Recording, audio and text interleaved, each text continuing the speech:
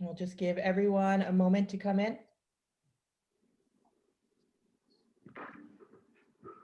As a reminder, if everyone could please mute yourselves.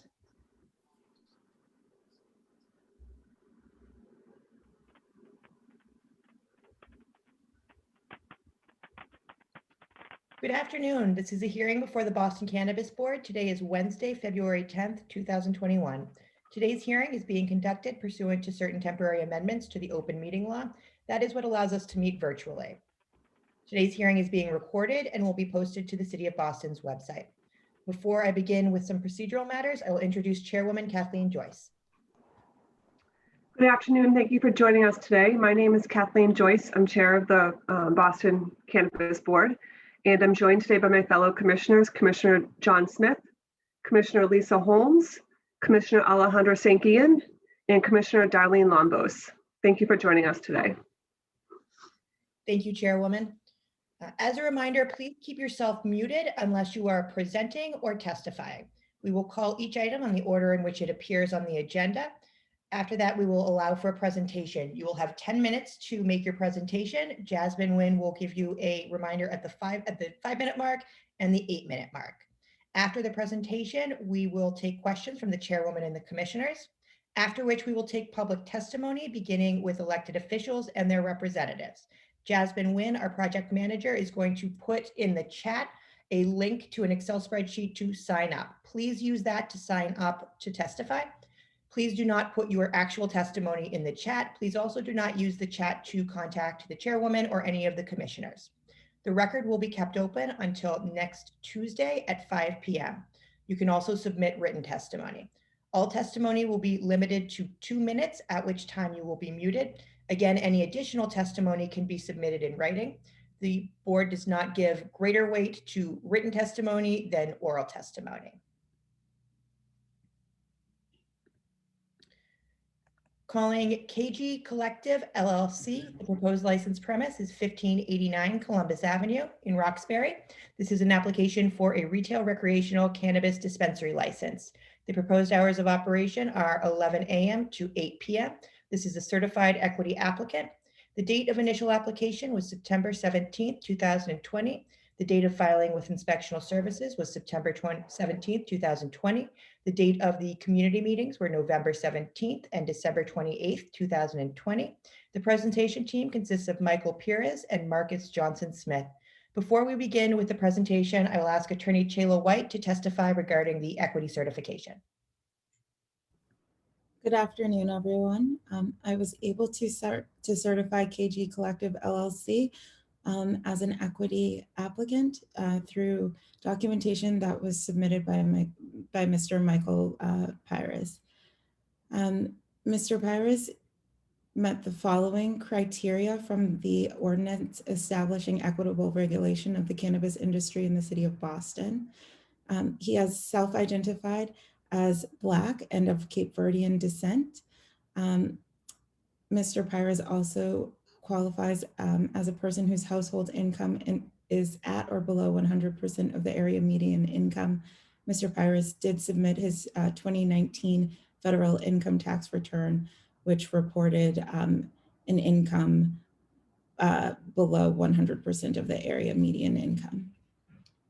And the third criteria that Mr. Pires met was that he is a certified economic empowerment applicant from the CCC. He received his certification on May 22nd, 2018.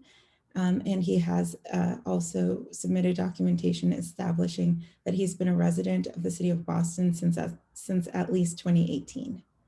If there are any questions about the certification, I'm more than happy to answer them. Are there any questions from the chairwoman or the commissioners regarding the equity certification? Seeing none, we will move forward with the presentation. Is the applicant present? Yes. Please state your names for the record. My name is Michael Pires, and I'm with KG Marcus Johnson-Smith. All right, give me just one moment and we will begin the presentation.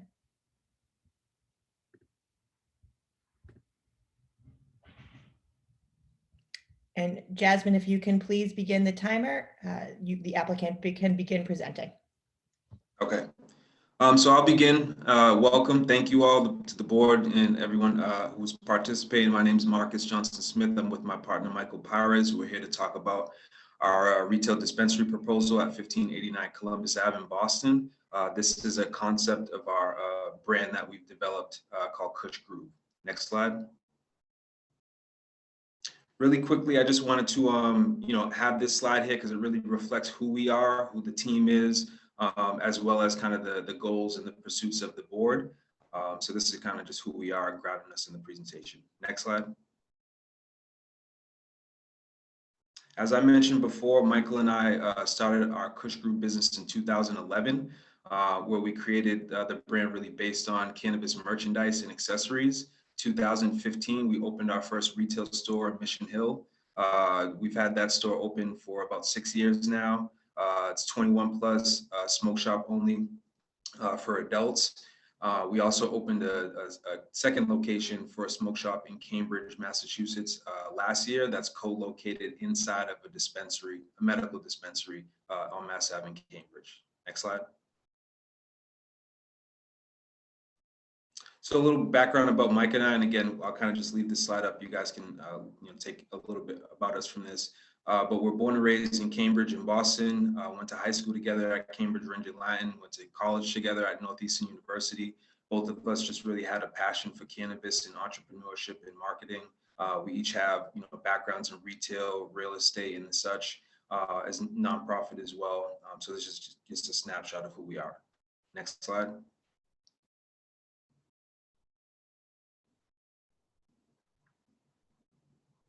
I think it might be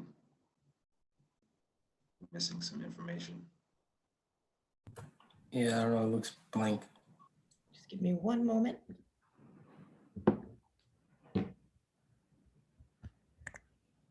And Jasmine, if you could just pause the time, please.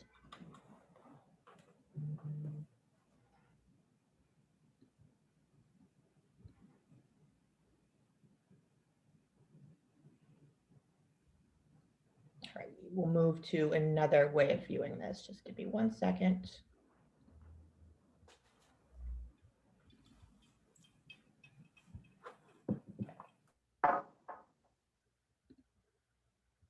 All right, please go ahead. All right, yeah. So, what we'll touch on in the presentation is the location overview, the concerns that have come up in numerous conversations, ongoing conversations with community folks, talk about our commitment to the community, and then the last will be kind of open for a Q&A. So I'll pass it on to Mike from here. Good afternoon, everyone. My name is Mike Pires. I want to thank everyone for the opportunity to present today. Can you go to the next slide, please? Which is number 6. Yeah.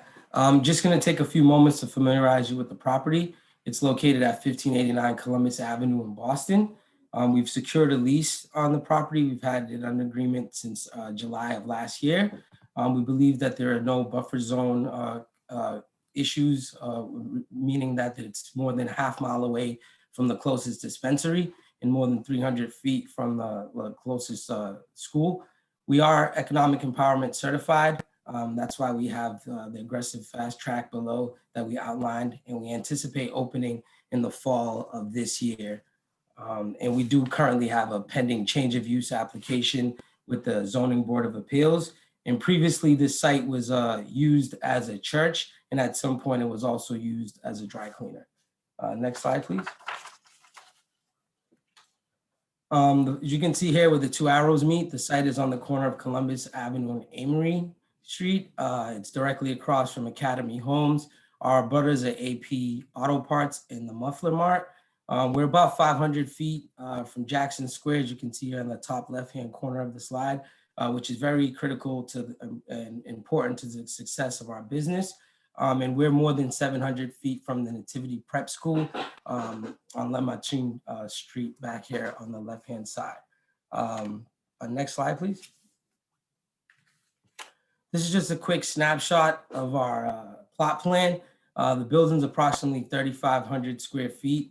The property is limited to 4,200 square feet, so it's nearly impossible for us to create any off-street parking for us or any business that was to occupy this space. What we're able to do is start conversations, and we're in mid-negotiations with our abutter, which is Urban Edge, allowing us to use that easement, as you see on the left-hand side, which is very important in our operations, because we'll utilize this easement for the delivery of product and also for the pickup and transport of monies to our financial institution. Next slide, please.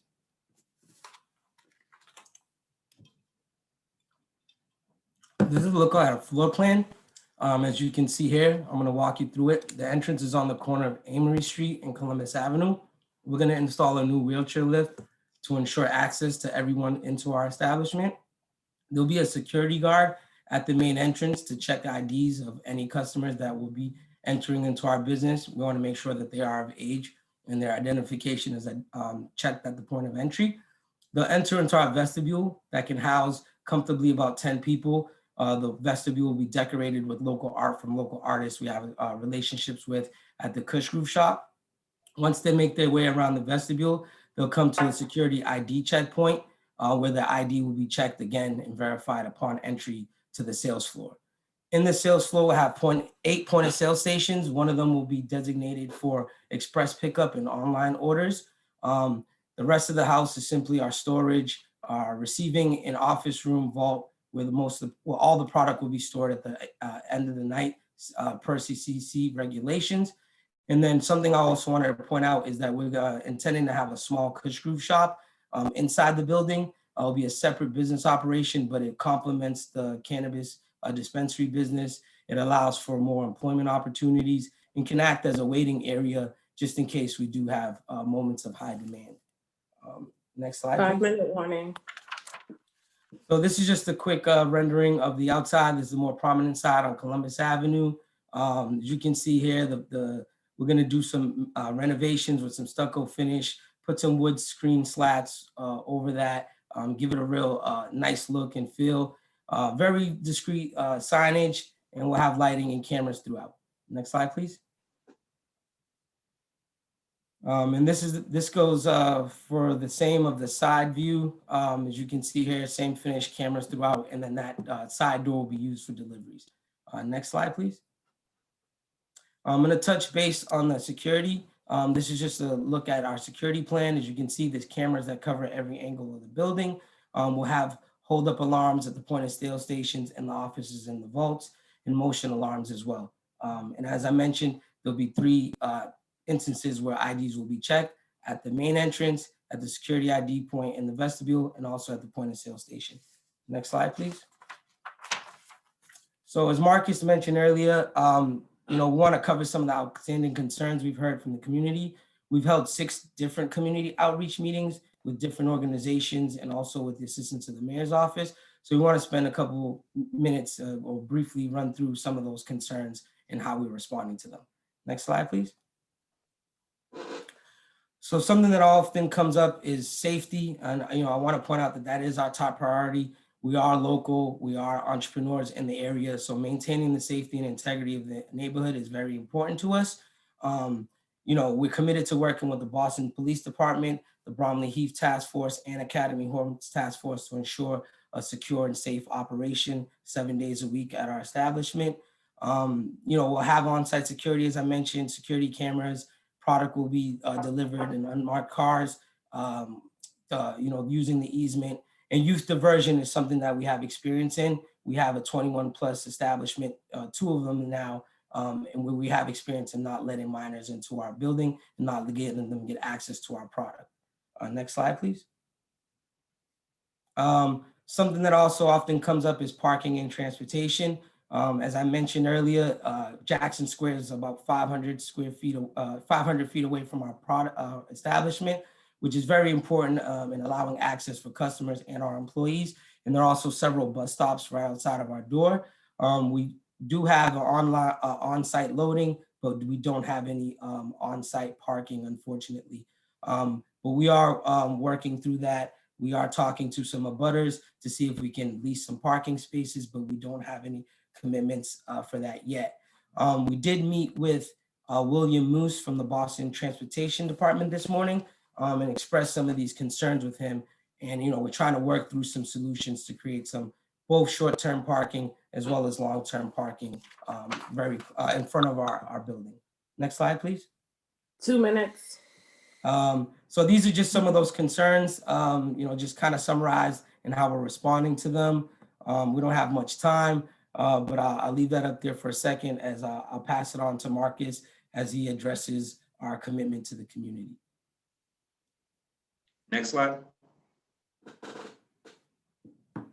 So again, I'll leave this slide up for you guys to really just kind of get the direction, the sense that we're focused on, but I'll kind of highlight some key points. Number one, as far as diversity and inclusion, we want to focus on 50% women at a minimum for our hiring at all staff levels and 75% of planned populations.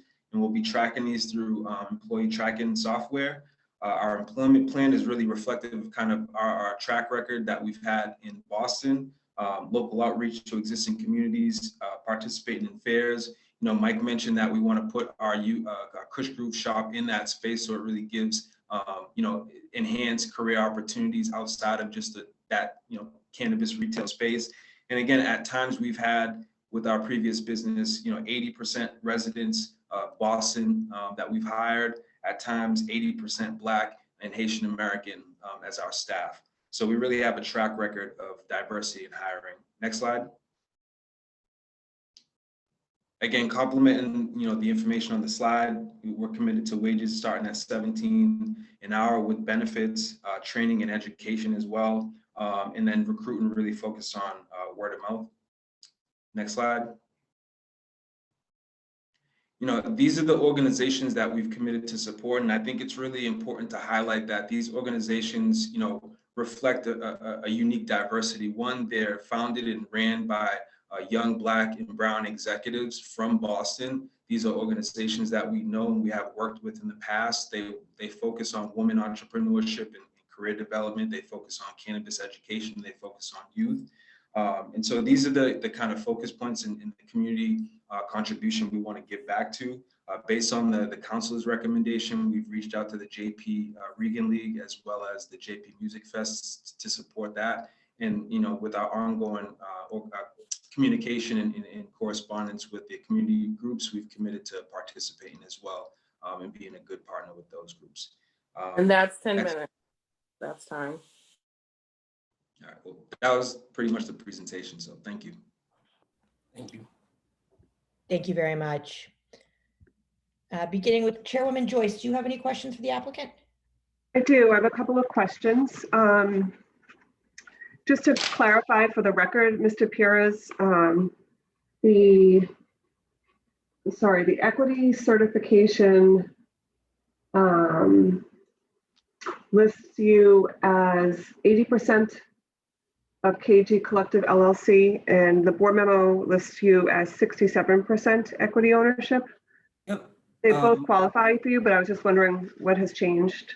The change was obviously just an agreement between me and Marcus. Marcus has taken on a bigger role. And so we just, came to agreement within ourselves that he deserves more ownership. So the true, in fact, ownership is that I own 2/3 and he owns 1/3 of the business. Okay. So that's changed since our initial application. Okay. So the equity certification also states that your 2019 income was $13,000.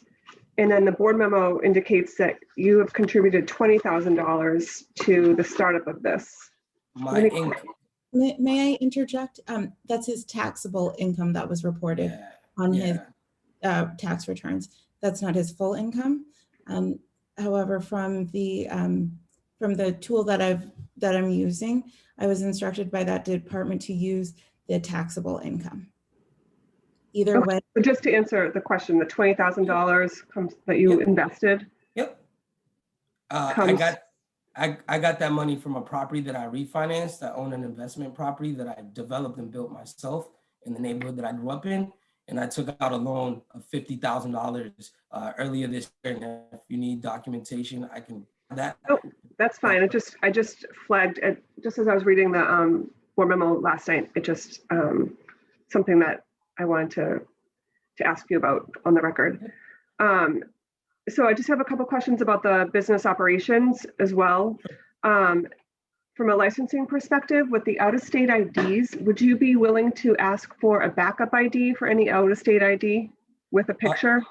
Yes, of course. You know, obviously we want government issue IDs. We know that we're in an area with you know, college students who tend to have a lot of fakes. We have experience with identifying them at our Kush Group shop, but we Okay. do have you know, a system in place where we call the flag, where we field, look, and ask questions in regards to the ID, but we would ask for a second ID. Okay, because I did see you do have a very robust ID system. I've never seen that before. And then the only other thing I would ask is your annual report on goals and programs. Could you just submit that to the board upon your application for renewal each year? Yes. Just as part of your materials. Of course. I don't have any other questions. Thank you. Commissioner Smith, do you have any questions for the applicant? Yes, thank you. Sorry. I want to talk a little bit about your association involvement in the community. So in reading, you're responding to some of the community concerns, and you said that that you've met with community groups and have agreed to join any community association groups, and but that some of it is outside your control at the moment. Can you kind of elaborate on that a little bit more? Yeah, I mean, I can touch on that. Yeah. What I'd like to clarify is that, and hopefully I didn't mess this up, you know, in conversation with the, you know, 6 or so community groups that we've been in conversation with, one of the things that they asked of us is, you know, if you guys are, you know, licensed for the business, would you participate in our community organizations as like a board member or community member or membership member? I'm not sure exactly what membership levels are, but that's pretty much kind of what that correspondence meant, what I meant by that point. Are you committed to doing any kind of hiring through those groups or training? Yes. Yeah, I Can you hear mean, me? I don't. Sorry, yeah.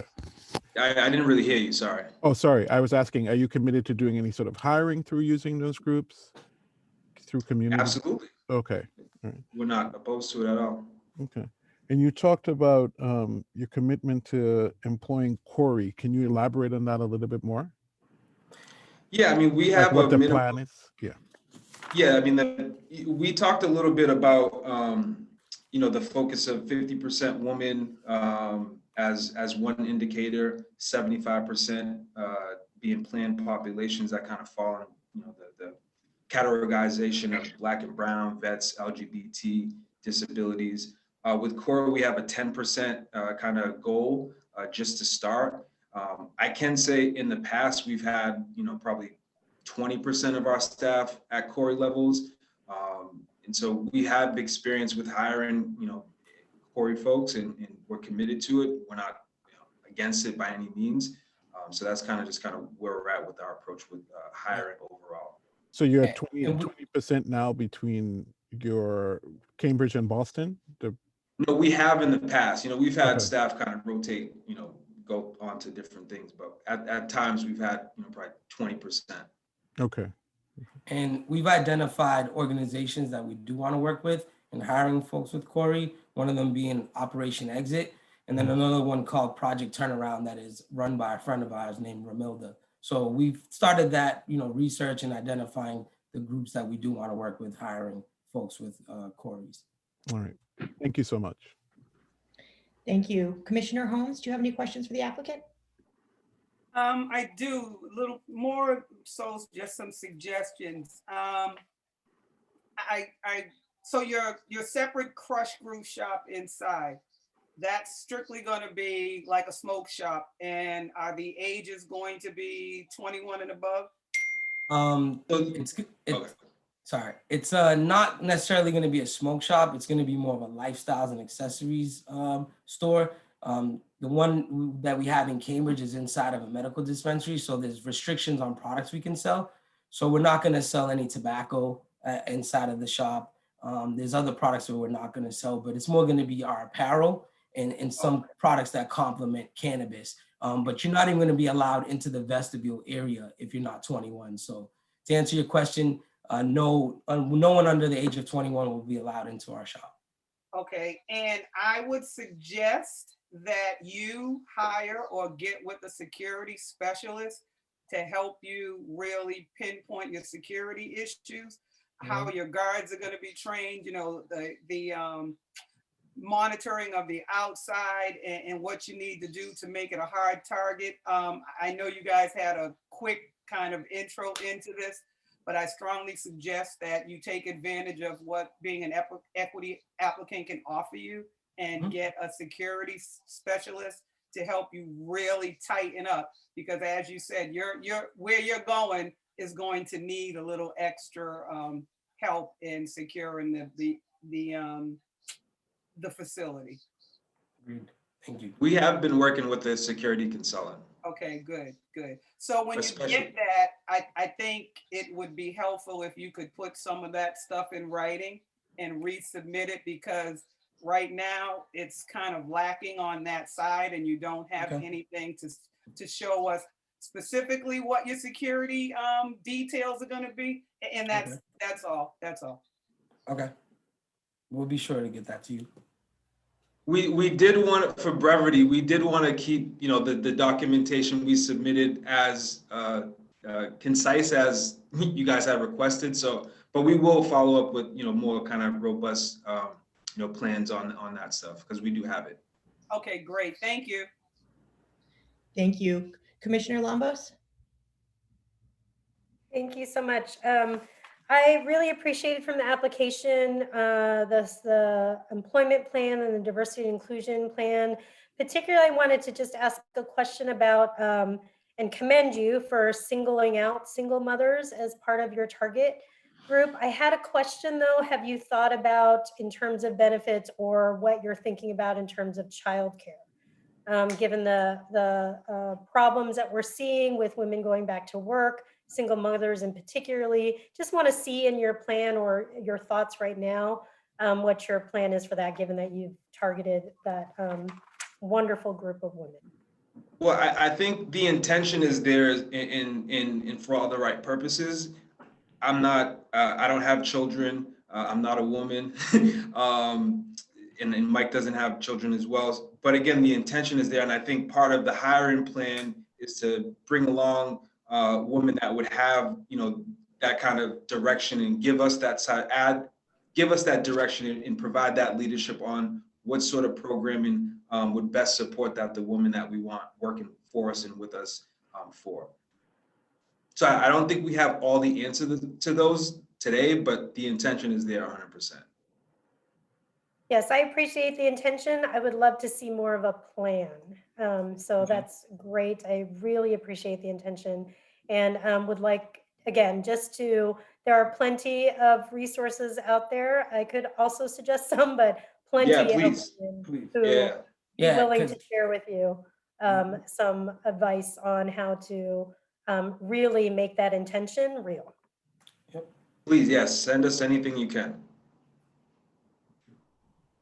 Thank you. Commissioner St. Gian? Thank you. Thank you so much. I want to reiterate, I also appreciated the emphasis on single moms. I think that's a really hugely important demographic that has been impacted by the war on drugs. I had one suggestion and one question. So there is, and I don't know if you know, but who is putting up this huge facility? It's a few blocks down the street. I don't know if it's Dimick. You Say it know, again? have you been in? There's a huge facility that's opening a few blocks from there. Do you know what's going up there? I believe it's the Horizon for Homeless, some nonprofit organization. The Horizon for, and there's okay, like okay. a high rise Okay. of commercial Thank you, properties. Denise. Yeah, okay, perfect. No, I was just thinking because I think that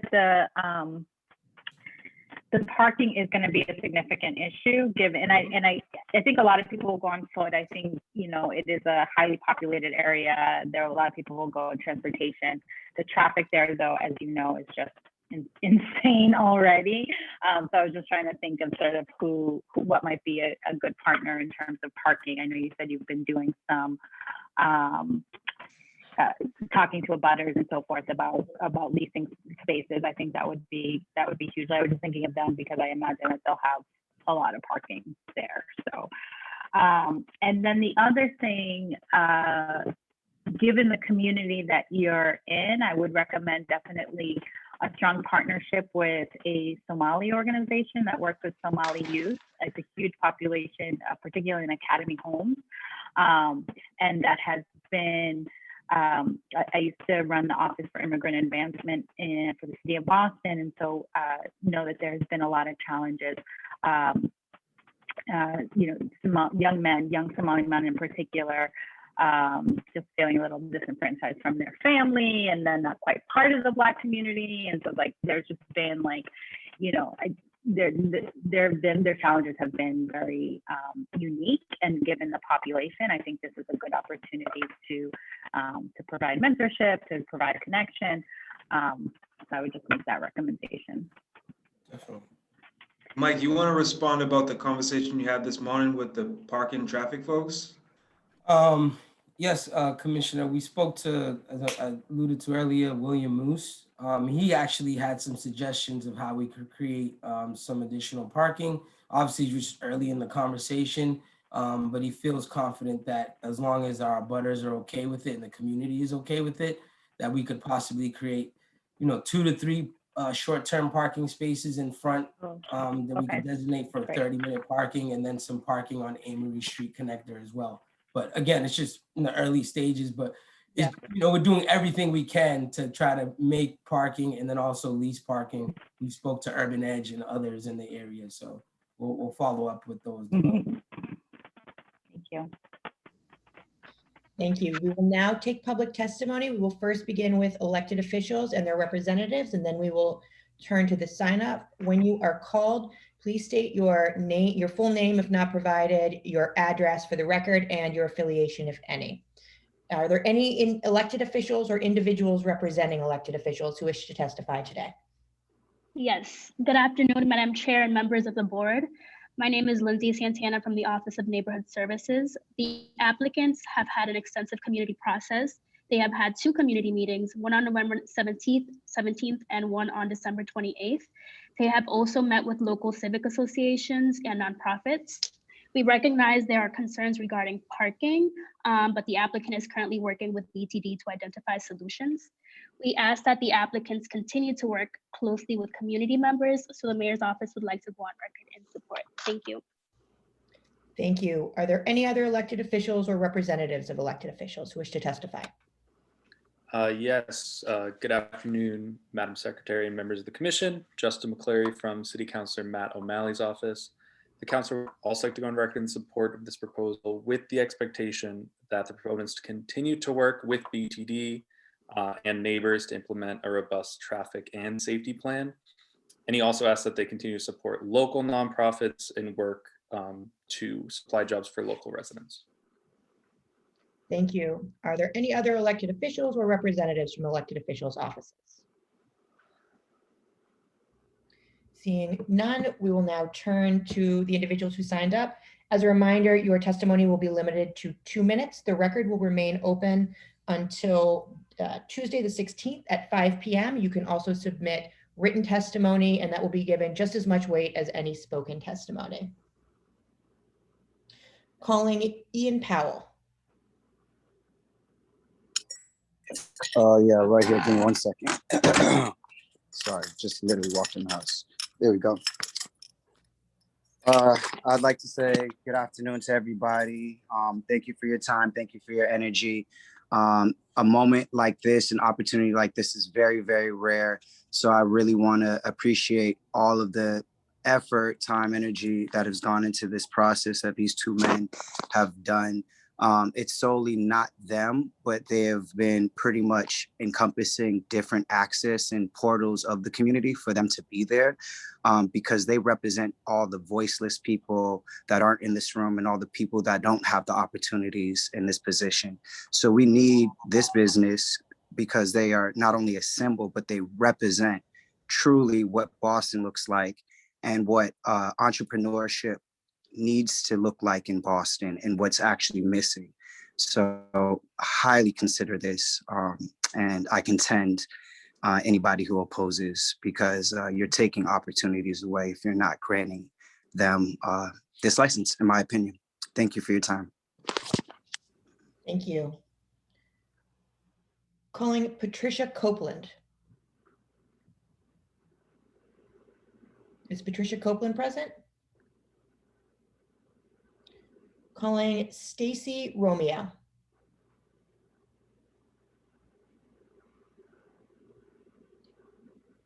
Calling Kilani Ordonez. As a reminder, please make sure that you're ready to unmute yourself if you wish to testify. Calling Eric Smith. Calling Diana Cepeda. I think just to add, to unmute on the phone is *6. Thank you. Calling Lillian Diaz. Good afternoon. Oh, here I am. Go ahead. Hi, can you guys hear me? Yes, we can. Hi, good afternoon, everyone. I just send commendations to Mike and Marcus, who have been working tirelessly on this for as long as I can remember.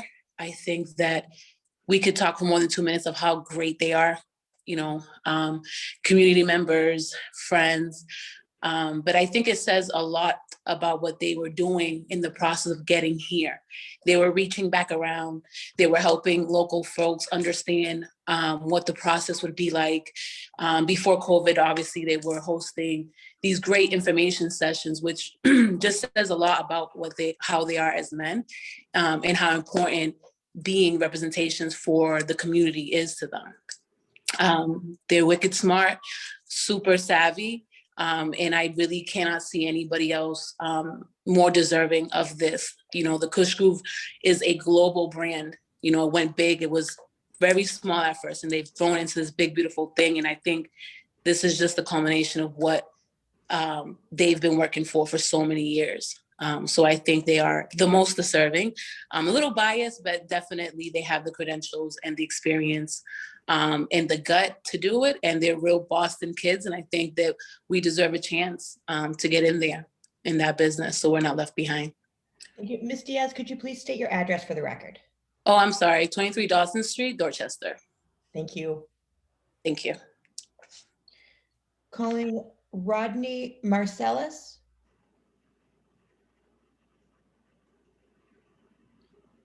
Calling Kevin Gomes.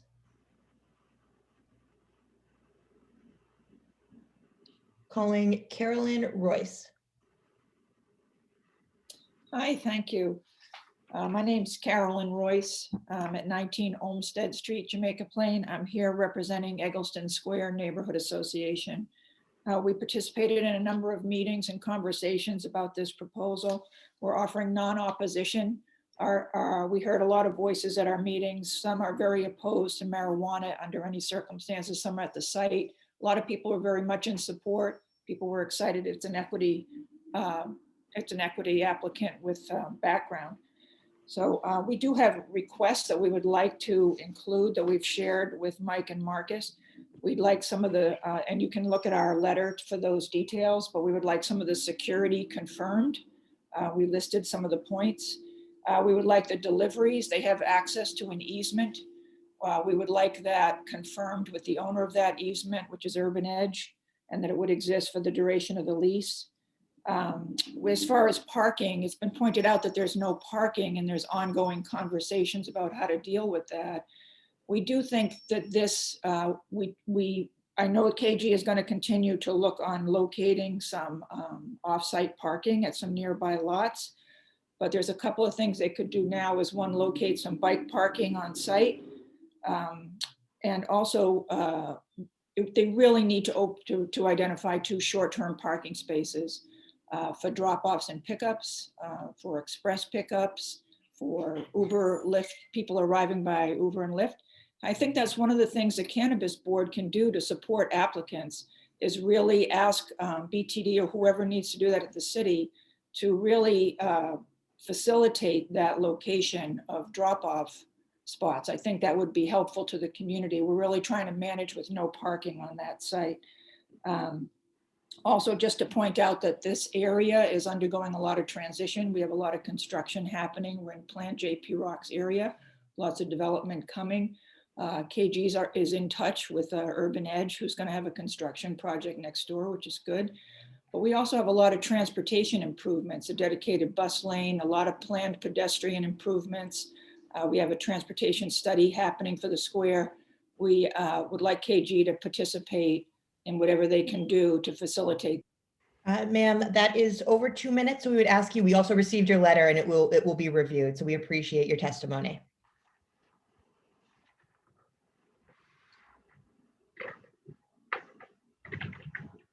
Calling Che Gonzalez.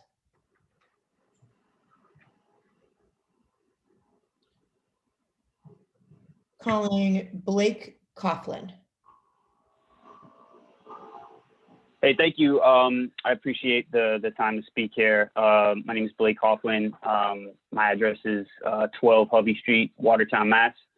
I have known both of these gentlemen for over 2 decades now.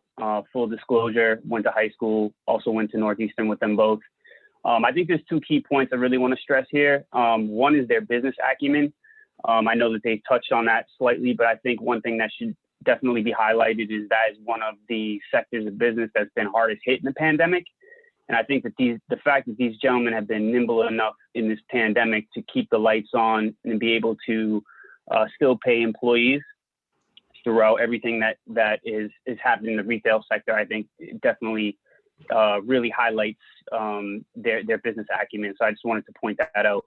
But second, I think what's more important is their character. I can't speak, higher enough for these 2 guys. I've known them for a long time, but I think if you look at their track record, even back as being teenagers in Cambridge, they gave back to the community and worked within the community. And then if you fast forward now to, I believe it was 2012 when they opened the first store in Mission Hill, and they've been giving back to the community ever since. So I think in terms of checking boxes, they check the box of business acumen, they check the box of character, and I'm sure that those are 2 key things that you all are looking into. I couldn't recommend them more. And they do truly care about the community, and it speaks in their track record. So I appreciate the time. Great job, fellas, and nothing but support from this side. Thank you. Thank you. Calling Daryl Edwards, and please state your address for the record.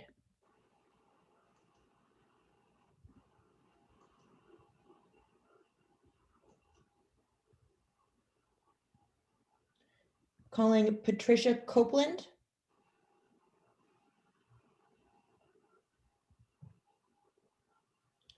Calling Ty Matthew.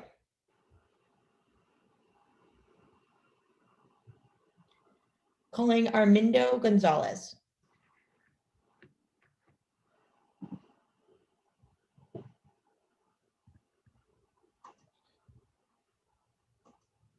Calling Jeff Barros.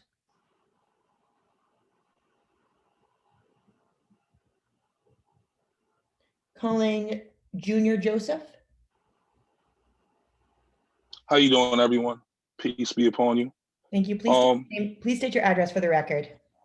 1430 Tremont Street, Roxbury, Mass. 02120. Where should I begin? I'm not really good at public speaking, but I would like to say about Marcus and Mike, as soon as their store opened in Mission Hill, they opened their arms to me in the community in 2011. And I just watched them actually be the fabric of the community. These 2 guys always helped, always loved, always cared. And I'm just here to back them and just in their success and everything they're doing. And I just love them as people and individuals. And I believe this is going to bring a lot more things, more positive things to the community, to just people's families. And I'm just here to encourage them. So, just to get on the record, man, I love you guys, man. I appreciate you. And I just think it's going to be wonderful for the community and for the people in general. Thank you very much. You're welcome. Calling Carolyn Royce has already testified. Calling Gabriel Rueda.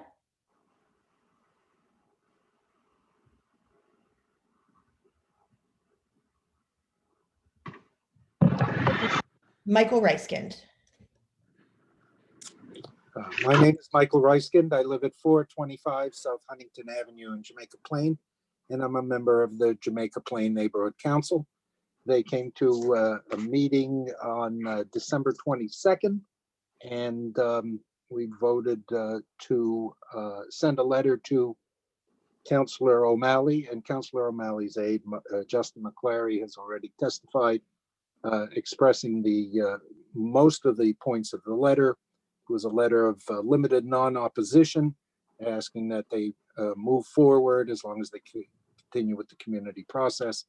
However, there was an additional proviso that KG Collective, that the Neighborhood Council be involved in the Boston host community agreement. He did leave that out. Am I allowed to ask questions, or is this just testimony? This is just testimony. For the record, the host community agreement is handled by the law department. So should a license be granted, any conditions that the board, based on public testimony, votes to include would be in the host community agreement. There are no further negotiations. I understand. Thank you, Michael. Are there any other individuals who wish to testify who have not previously testified regarding this matter? Seeing no one, does the There's a guy, sorry, Secretary, there's a guy named Jared Jones on here raising his hand. Yeah. Thank you, Commissioner. Jared Jones, would you please state your address and affiliation, if any? Address is 11 Crestwood Park, Roxbury, Massachusetts. I'm here in support of KG Collective. I do not personally know Mike or Marcus. I have briefly come across Marcus before, and I am a follower of his on social media, and we've had a little bit of email correspondence. And generally, the sense that I get from Marcus is that he's a very diligent, respectful, and very business-minded individual. I think that getting Black wealth built in a corridor such as the Columbus Avenue corridor, which is rapidly changing and gentrifying and is seeing wealth investment, is so essential to a better Boston. I think that this is a great way to build wealth, reinvest a property, and redevelop a property. So I'm here expressing my utmost support for Michael and Marcus, and wishing them all the best. Thank you very much. Are there any other individuals who wish to testify who have not previously testified, keeping in mind that the record will remain open until Tuesday, the 16th at 5 p.m.? Denise Delgado. Denise, please state your address. Yes, hi, I live at 34 Eggleston Street, Jamaica Plain, and I'm director of Eggleston Square Main Street. Our organization's position was one of non-opposition, and I just wanted to comment that that Mike and Marcus have been very, very, very thorough about meeting with the community, responding to concerns, making materials available in both English and Spanish, and that just seems to testify to their intentions for how they're going to operate and what kinds of neighborhood citizens they will be. Thank you very much. Any other individuals who wish to testify? Are there any additional questions from the chairwoman or any of the commissioners for the applicant? I just have one question. How many employees will there be? Marcus, you're muted.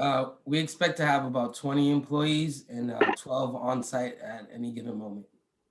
Okay, thank you. Are there any other questions from the commissioners? Seeing none, the board will take this matter under advisement and will vote on it next Wednesday. Thank you very much. Thank you, everyone. Thanks for your time. Give me one moment to pull up the next presentation.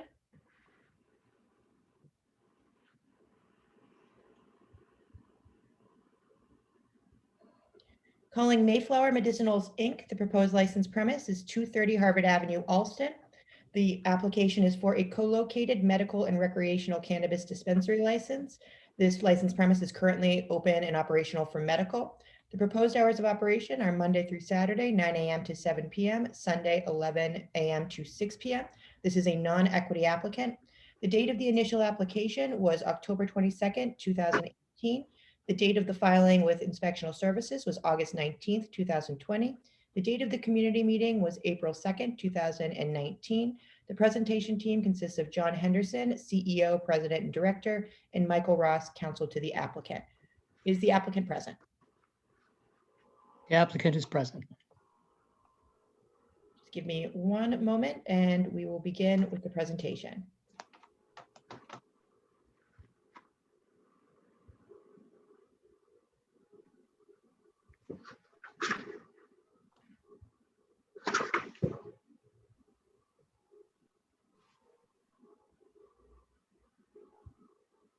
Sorry, I'm just having a little bit of technological difficulties. One moment.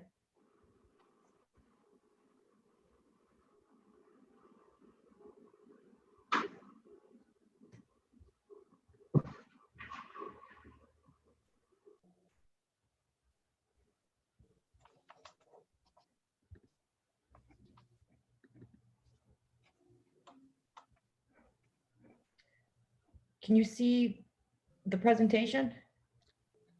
I cannot yet. Okay. No. Be 1 second.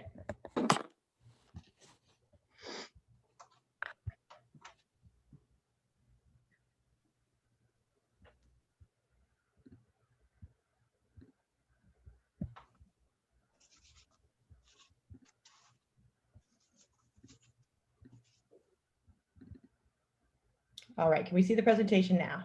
Yes. All right, thank you. You may begin. Thank you very much. Thank you, Madam Chair and the commissioners. Appreciate the time very much to be able to present. We could go to the next slide, please. It's important, the thing that I'd like to communicate on this slide is that Mayflower was formed in 2016 and has been serving medical patients since July of 2018. What we're asking permission for today is to include adult use in the facility. I've been personally involved with Mayflower since its inception and continue to be involved in day-to-day operations. At the same time, was one of the founders of Ianthus, which has built 31 retail facilities in other states as well, and gives us a vast amount of experience and knowledge that we can bring for excellence to this facility. If we can go to the next slide, please. So you can see a picture of the interior on the upper right-hand corner. And so the question is, how do we get there, and what access do we have to the facility? We have 8 parking spaces behind the facility. And they've never been overtaxed. We've gotten very good at the queuing within the facility. We're down to 5 to 7 minutes for moving people through in each transaction. And so we've had no problems with parking backing up. In addition, there are many parking spaces on the street. But more importantly, there are 3 Blue Bike locations near us. And we intend to sponsor, as part of our program, sponsor Blue Bike. And that is a commitment we're making to provide sponsorship for Blue Bike. But we also have a program for our employees, which is a commuter benefit account where pre-tax they can put in dollars and they can save up to 40% on their commuting. And that includes Blue Bike. So it can be applied in all ways, in addition to the MBTA and bus access, which are readily available for both our employees as well as for our patients and customers coming to the store. Queuing is really important to us. I mentioned before, we have actually learned a great deal through COVID. And we've gone to a appointment-only order online system, which allows, and we've gotten really good at it, and it allows us to prevent any kind of queuing and never really had problems, but this is moving people through very quickly. And we intend to implement that on day one. And for the first month of opening in adult use, we're going to keep it that way. And then we'll monitor it and make sure that we are measuring the lines or the number of people that are coming to the facility. Next slide, please. First and foremost, yes, thank you very much. First and foremost, we have always tried to collaborate in the most responsible way with Boston Police Department.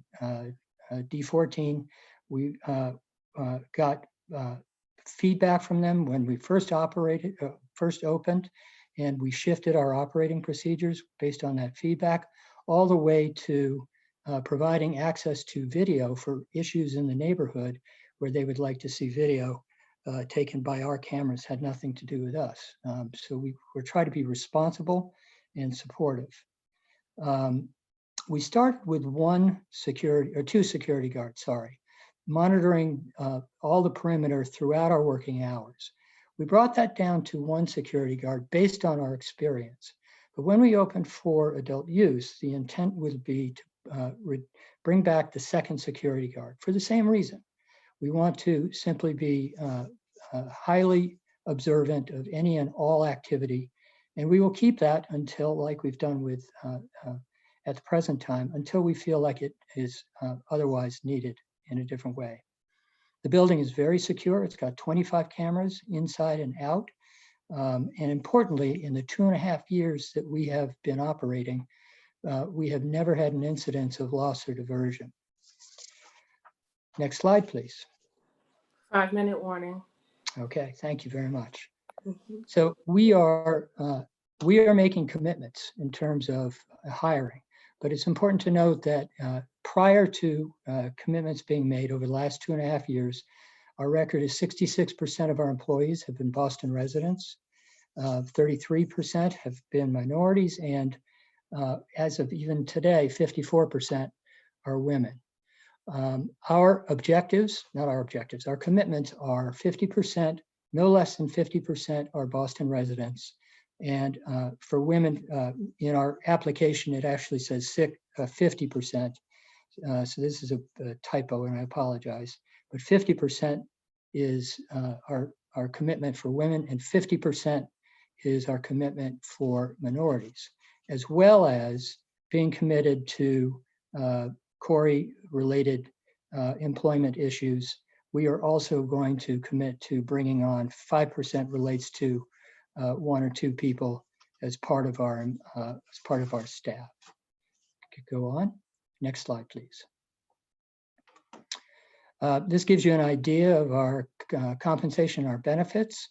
In addition to the benefits shown, we also offer paid parental leave as well as paid FMLA leave.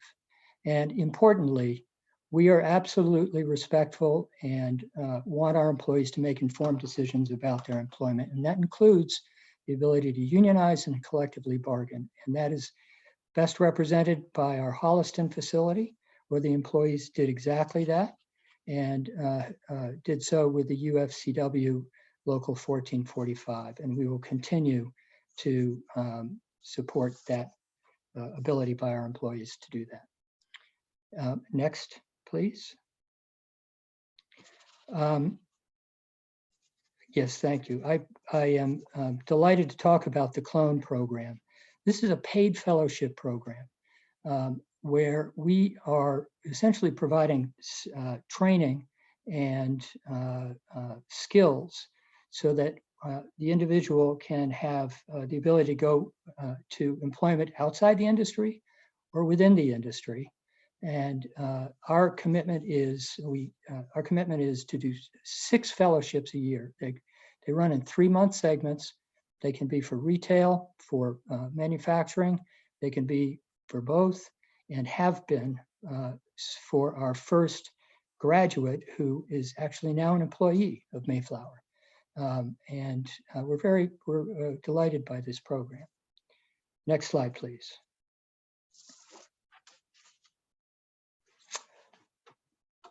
The last prisoner project is an important project, and our collaboration with them is equally important. It's actually a national program that is evidenced here in Mayflower. And the Roll It Up for Justice program is essentially, it gives customers the chance to give back at checkout. And it's something that we advocate and tell our customers about, and are very committed to this program. 2-minute warning. Yep, thank you. Next slide, please. So the overall message of this slide and the next is that we've worked hard to stay engaged with the community. That's me planting plants in the median on Brighton Avenue.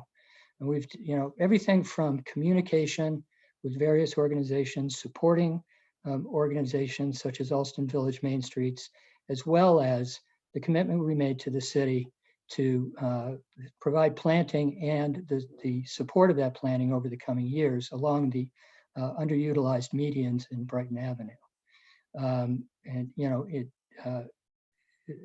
If we could go to the next slide. I was going on my notes. Next slide, please. And it is both slide before.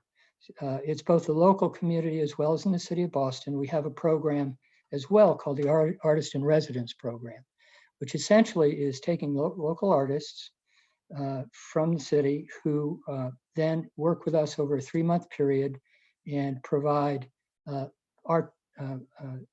artwork for labeling, and then become part of a program that we call the Artist Spotlight series.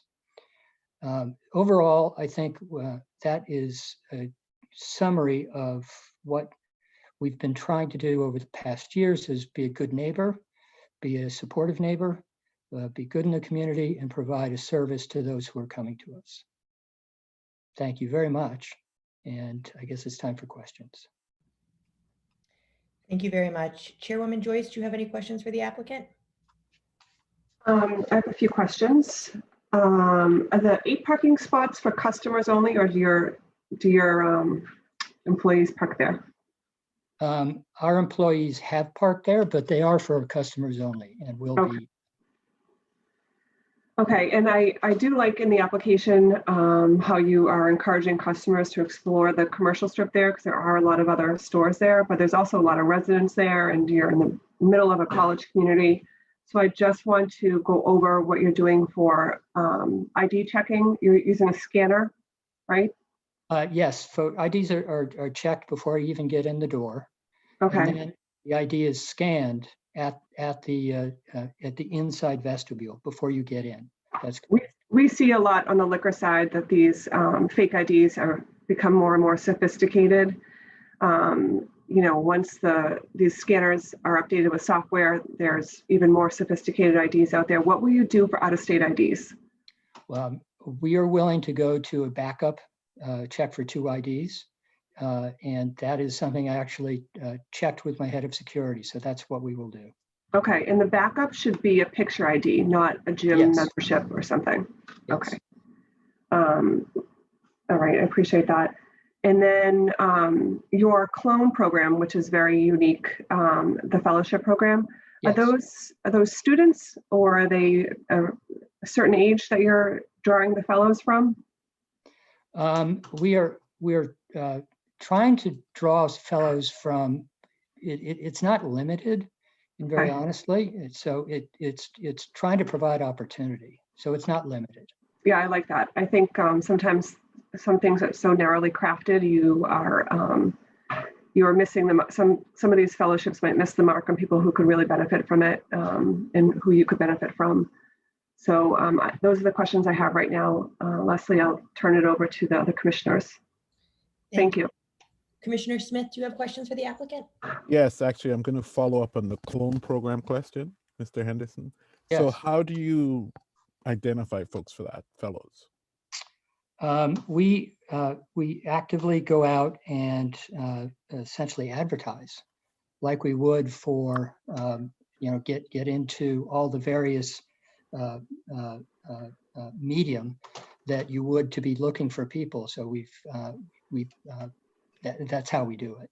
And is it open to the employees at all? Typically, it wouldn't necessarily make sense for the employee who's already there employed and getting the training. Mm-hmm. So it wouldn't, no, it would, we haven't done that. But the employee has the same type of opportunity to learn and to train and to advance and. Oh, absolutely. As a matter of fact, that is absolutely part of what we do within the organization. You know, employees can absolutely put their hand up and have said, I actually want to go from production to retail. I want to go from retail to and otherwise, right? I want to move from department to department. It's actually something we encourage. Okay, and you create those opportunities. So Yes. you said it's 20,000 per each fellow, right? Is what it adds. Sorry? Do you do any direct payments to them in terms of that, or? Yes, they actually, it's a paid fellowship. So they get an hourly rate. Okay. And so they themselves get paid, yes. And what's the rate they get paid? It's $12 an hour for the fellowship. All right, thank you so much. You're welcome. Thank you. Commissioner Holmes, do you have questions for the applicant? I do. Good afternoon, sir. In your original application for your medical license, you assured the community that you would not come back to look for a recreational license. So I'd like to hear how you have rectified or what you have done to explain your change of thought to the community. Yeah, hi, Commissioner. It's Mike Ross here. Hi. I was around for the first permitting regime, which was preceded the whole Boston Cannabis Board, and you know, even the predecessor. And I can tell you that there was no. And we had this conversation with the team over this week approaching this hearing, because we saw that there was a community concern that arose on that issue, and none of us, to a person, recall making any statement along those lines. We did say we are only applying for medical now, and but we made no pronouncements about this is you'll never see us again, and this will never be an adult use. So there was no attempt to deceive anyone that was what's going to happen. What we always said was that we're going to have to go back to the ZBA, and that was the only thing that existed at the time, and probably any other entity that may be in existence, like now the BCB. Okay, that was my only concern because I did see it in one of the correspondence. Thank you. Thank you. Thank you. Commissioner Lombos?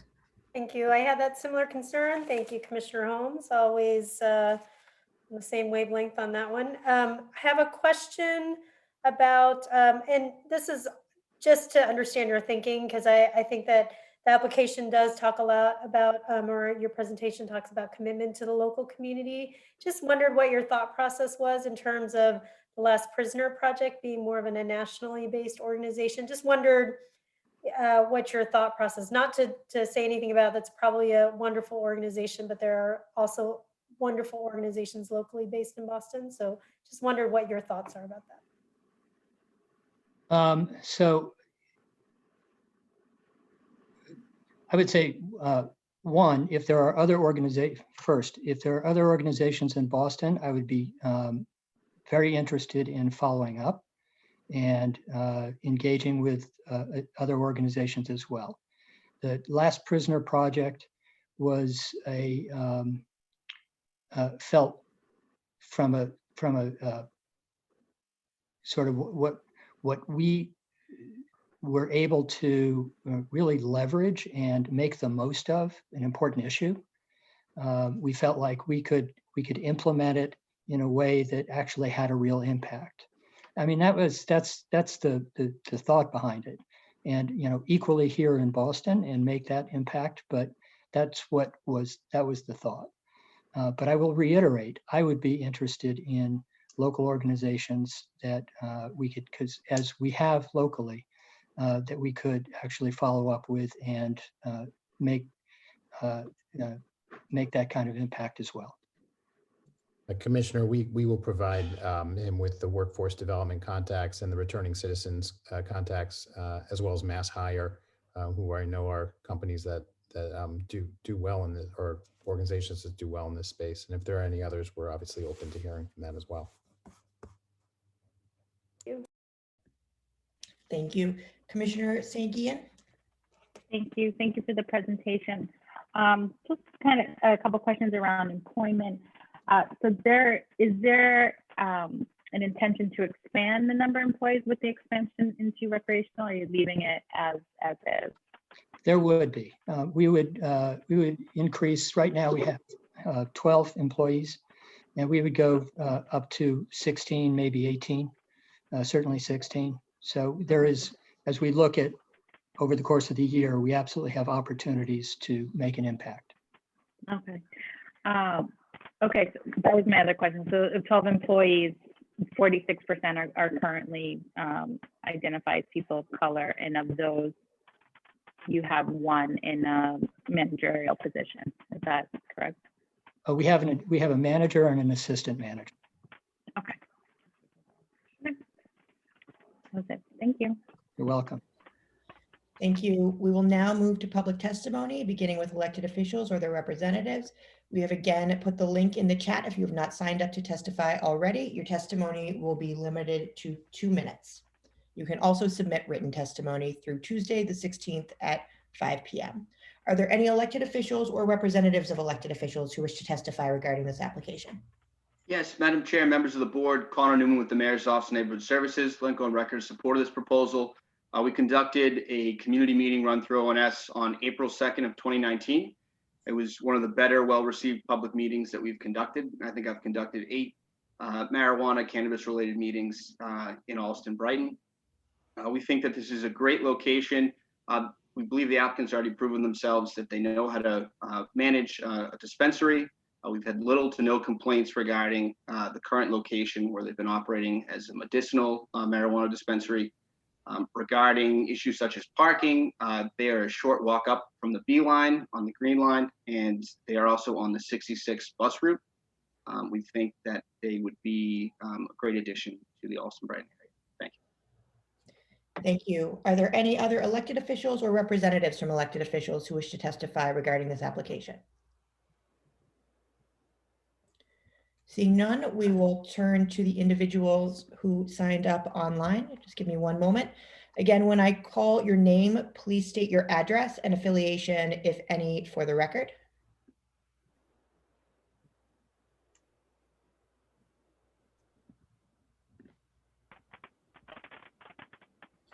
Calling Tony Noble.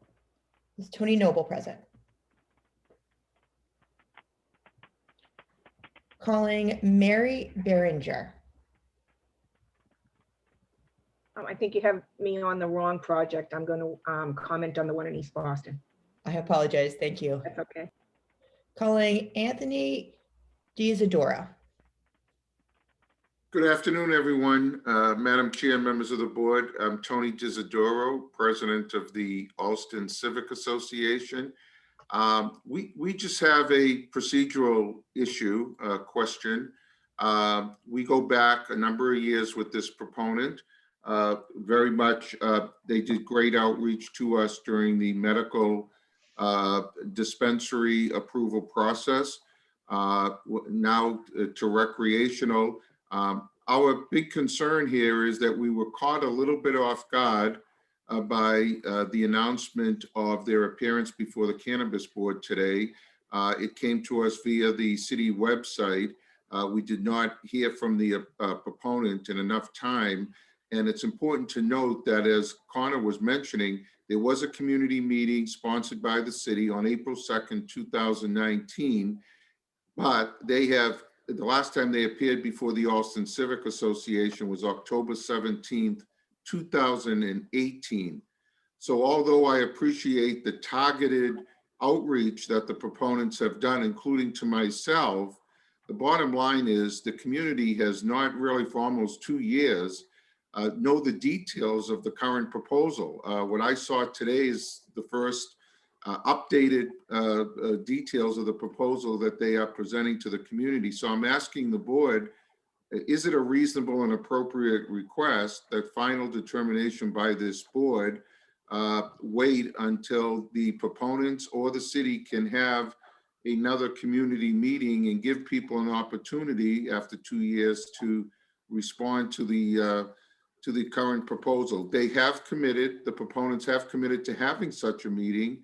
It's the timing that's the issue. And I just wondering whether it would be appropriate for them to do so before the Cannabis Board makes a final determination, because as an association, we cannot chime in with an opinion. We have nothing to comment on. This is the first time we've heard the latest proposal. So our membership hasn't had a time to get the presentation, engage the proponents, and then make a judgment based on what they've heard from the proponent. Thank you. Thank you, Mr. Diaz-Adora. Before I ask the applicant to respond, I do want to state for the record that all abutters to this property were also flyered in person, and that we have been working diligently with all of our applicants to make sure there's adequate notice to the community. Also, the board does not vote on this matter until Wednesday of next week, but the board will take your request under advisement. But I will also just give, before we move to any additional testimony, the applicant the opportunity to respond. Let me just hit the front end of this if I could. I know John has a good relationship with Tony and they've been in touch.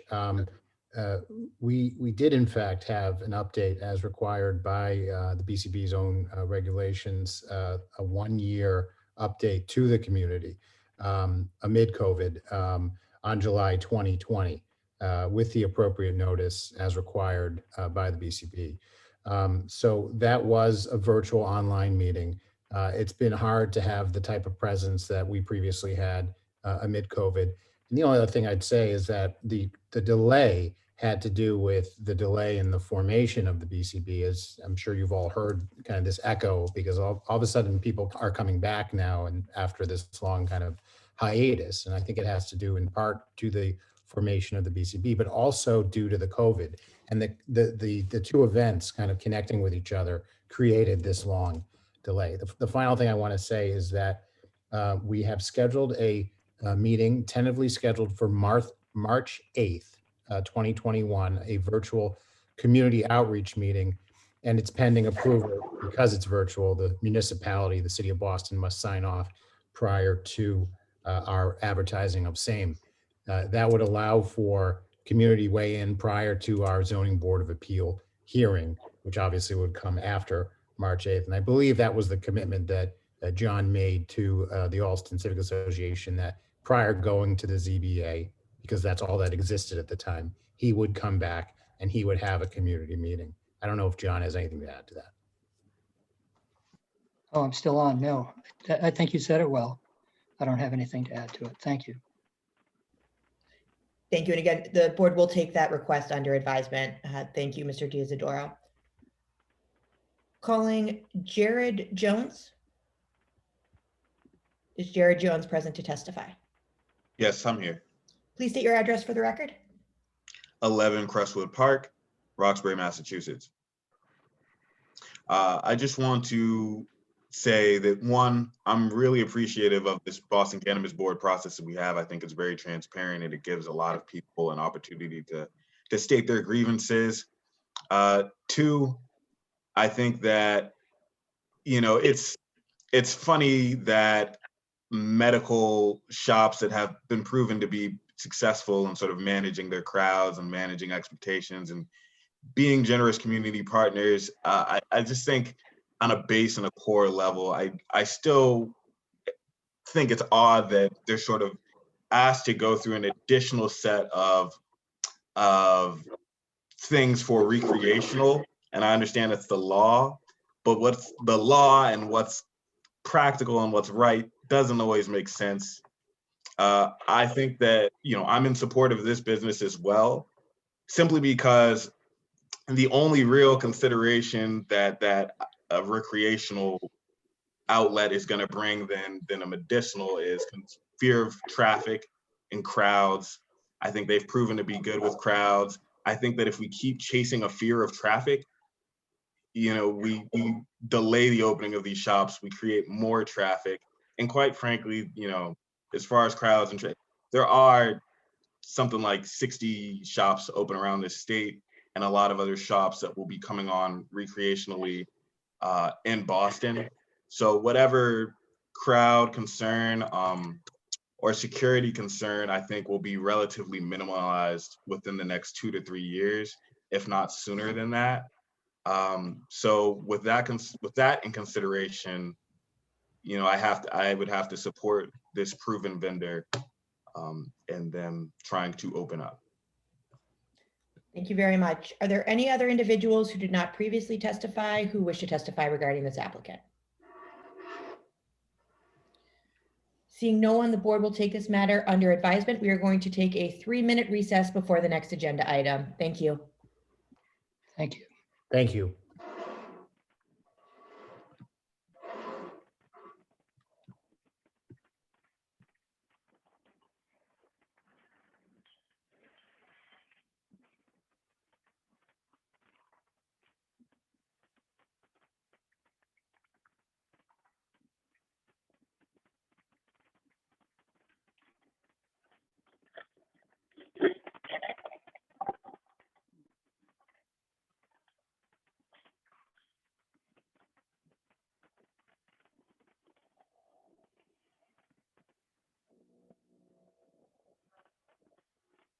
Three-minute break.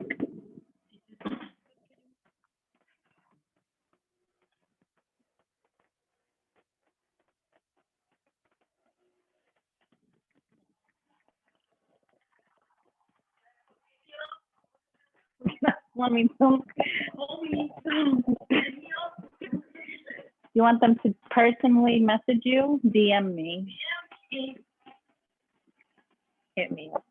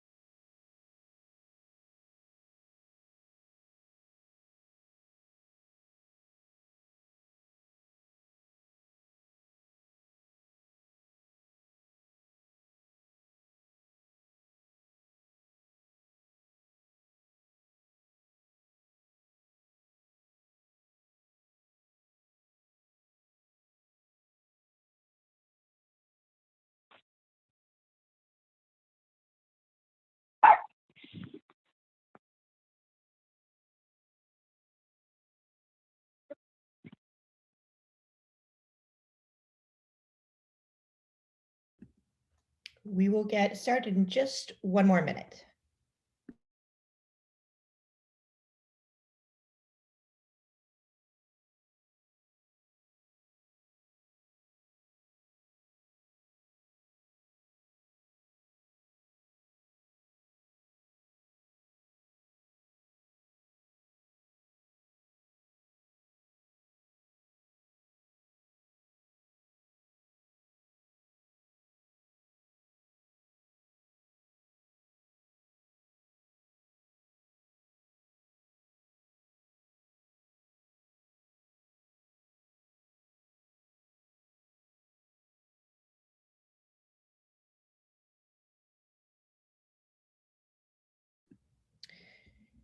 Thank you all. We'll now move to item 3. The applicant is Verdant Reparative, Inc. The proposed license premise is 150 State Street, downtown. This is an application for a recreational cannabis dispensary license and product manufacturing license. The proposed hours of operation are 10 a.m. to 9 p.m. This is a certified equity applicant. The date of initial application is November 10th, 2020. The date of filing with Inspectional Services is December 13th, 2020. The date of the community meeting was January 21st, 2020. The presentation team consists of Tito Jackson, the owner. There is a known buffer zone conflict with an existing cannabis establishment, and the applicant has submitted the requisite buffer zone statement. Before we begin with the presentation, I will ask Attorney Chayla White to please present regarding the equity certification of the applicant. Attorney White. Good afternoon again.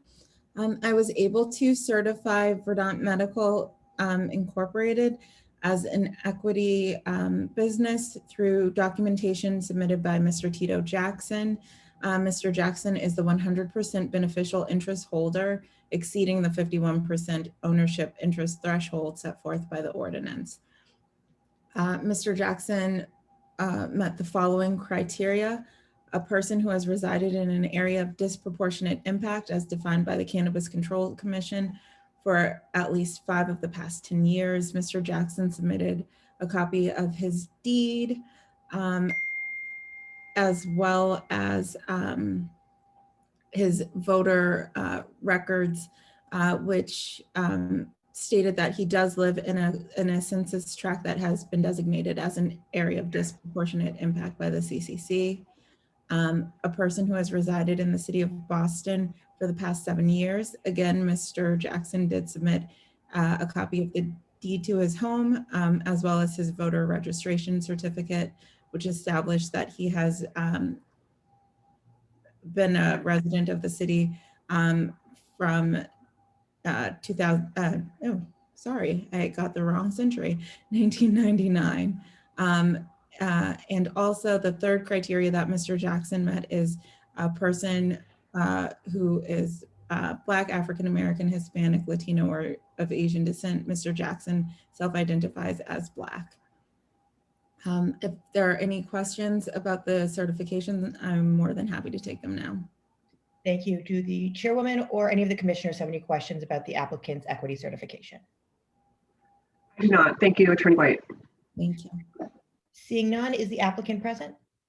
Yes, I'm present. I want to thank this board. I also want to thank the staff of this board for the amazing work that you continue to do and bringing predictability to a very difficult and sometimes unpredictable process. And as an equity candidate, I'm not that Tito Jackson, so my bank account does not reflect one that can just continue to have withdrawals.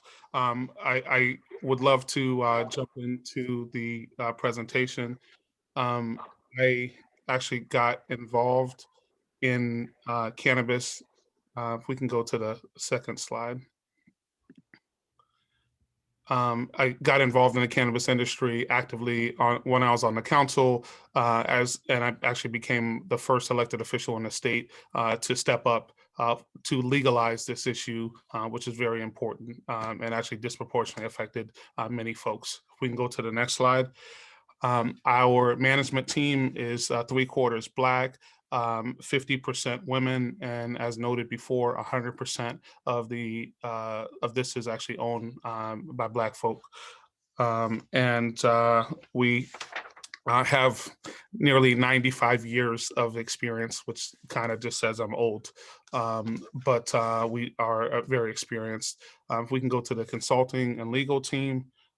We have an amazing group of individuals in our consulting and legal team with actually over 100 years of experience in business as well as management. I do want to get into the proposed location. If we can go to the next slide. The proposed location is 150 State Street. If folks know where the Black Rose is on our right, and then to the left is a place called the Gingerbread. And then right catty corner is the Century Bank.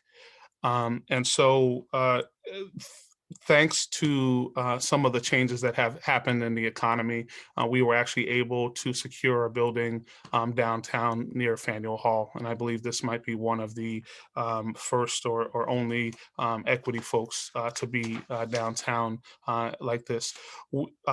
We luckily were able to identify a location that was previously a restaurant called Kamasura. It was a Japanese restaurant. And so in the basement of this building, our plan is to have a marijuana infused product business, a manufacturing business. The kitchen is actually already built out, and we'd have to make minor modifications. The objective would be to make edibles, chocolates, as well as baked goods on site. We would not be doing any butane related process, would potentially only be CO2 process in the basement. On the first floor, and there are drawings, but I think they might show up kind of small. So on the first floor, we are working to do a waiting room, about 1,000 square feet, as well as an online order pickup. So folks would not have to go upstairs for that. On floors 2 and 3, those would be POS floors where people would actually be able to purchase and transact product. On the 4th floor, because we have a building that is actually 9,600 square feet, we actually want to use our embarrassment of riches in terms of inside to deal with the issue of queuing. So that 4th floor is a flex floor, which we could actually use for waiting, as well as potentially co-working for our staff. And then the 5th floor is for staff, as well as lockers and the like. And then the Mr. Just give me one moment. We lost connection. We'll put more time on your presentation. Just let me pull it back up.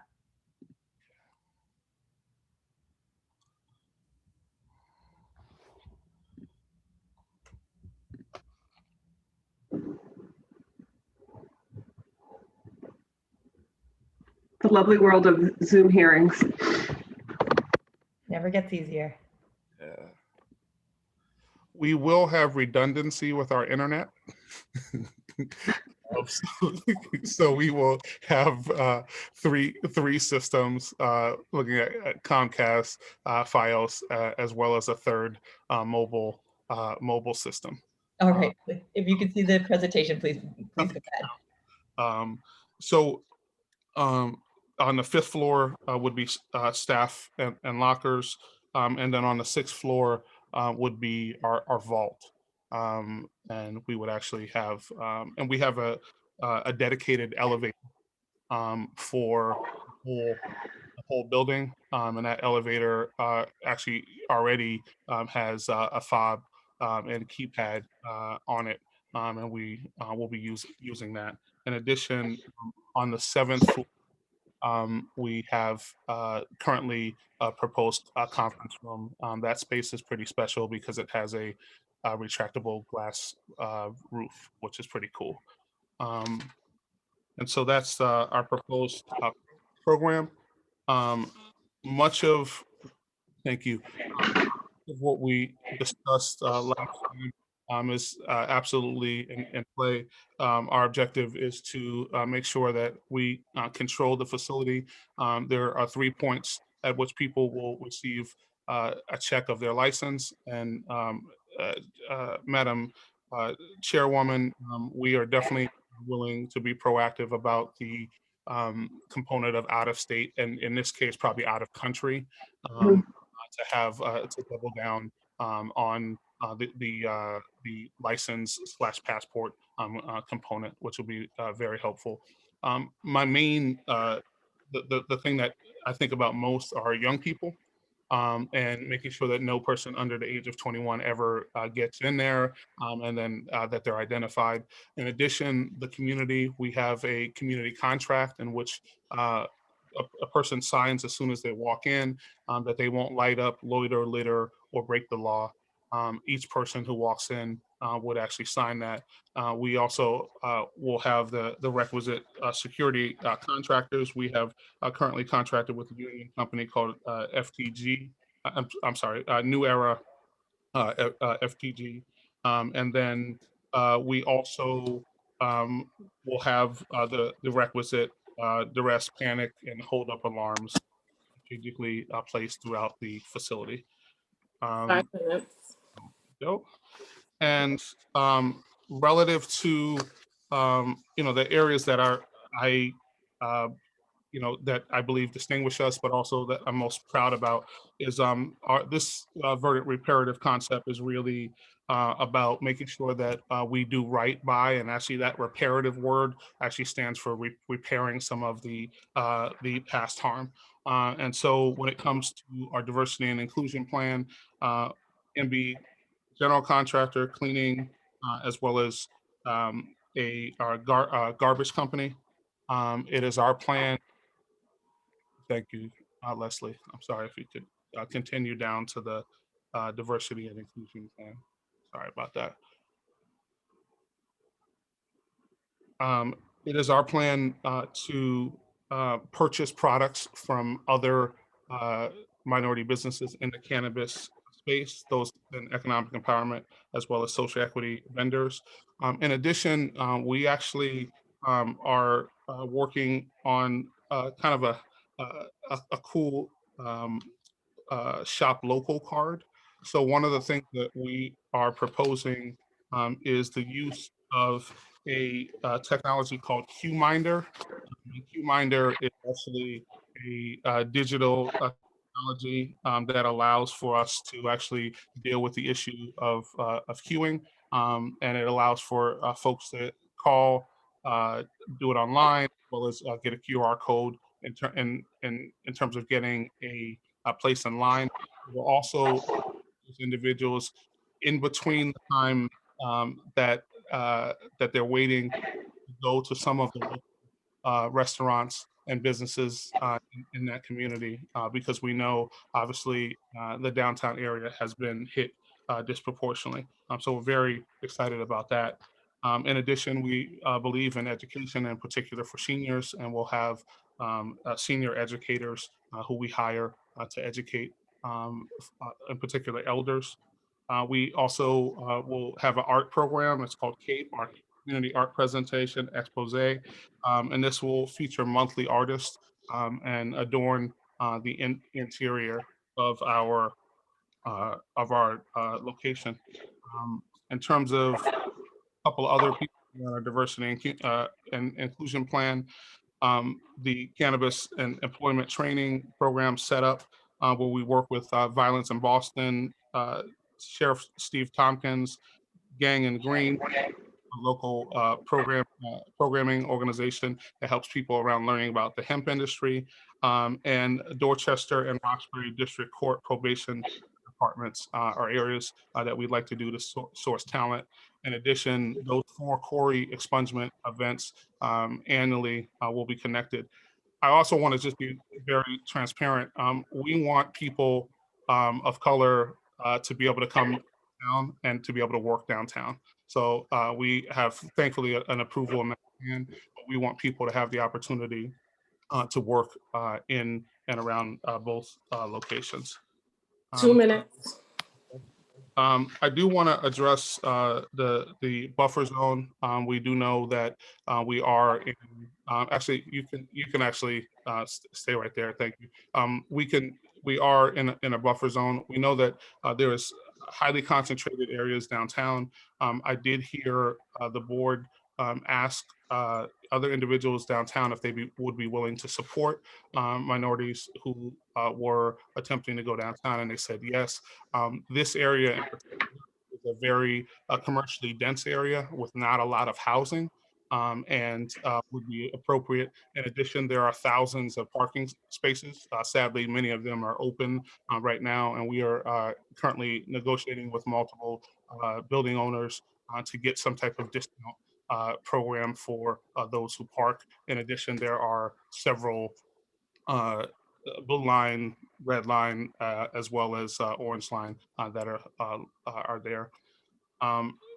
Relative to our employment plan, it's our intention to have at least 51% Boston residents, 51% people of color, and at least 50% women. We have a down payment program, first, last, and security program. As we move up, we want them to be able to get additional housing. We also subsidize ETA passes at the 50% level, and all of our employees will have a Blue Bike membership on us. We have a 401k program, benefits, and a paid financial program. In addition, it is our goal to have at least 20% of the individuals having a CORI. And we want to make sure that as we rise, that we all rise. If you could go to the next slide. I think this might be a good place to close out. Verdant Reparative is creating a reparation. 10 minutes. Okay, doke.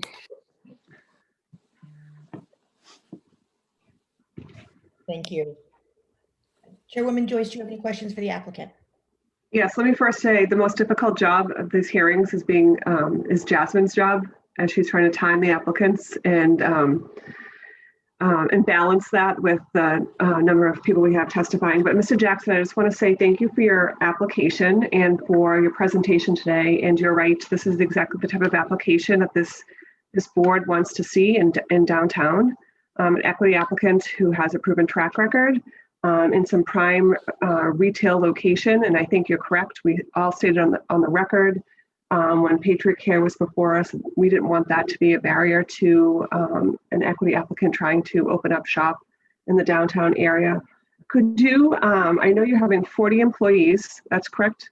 Yes. Okay.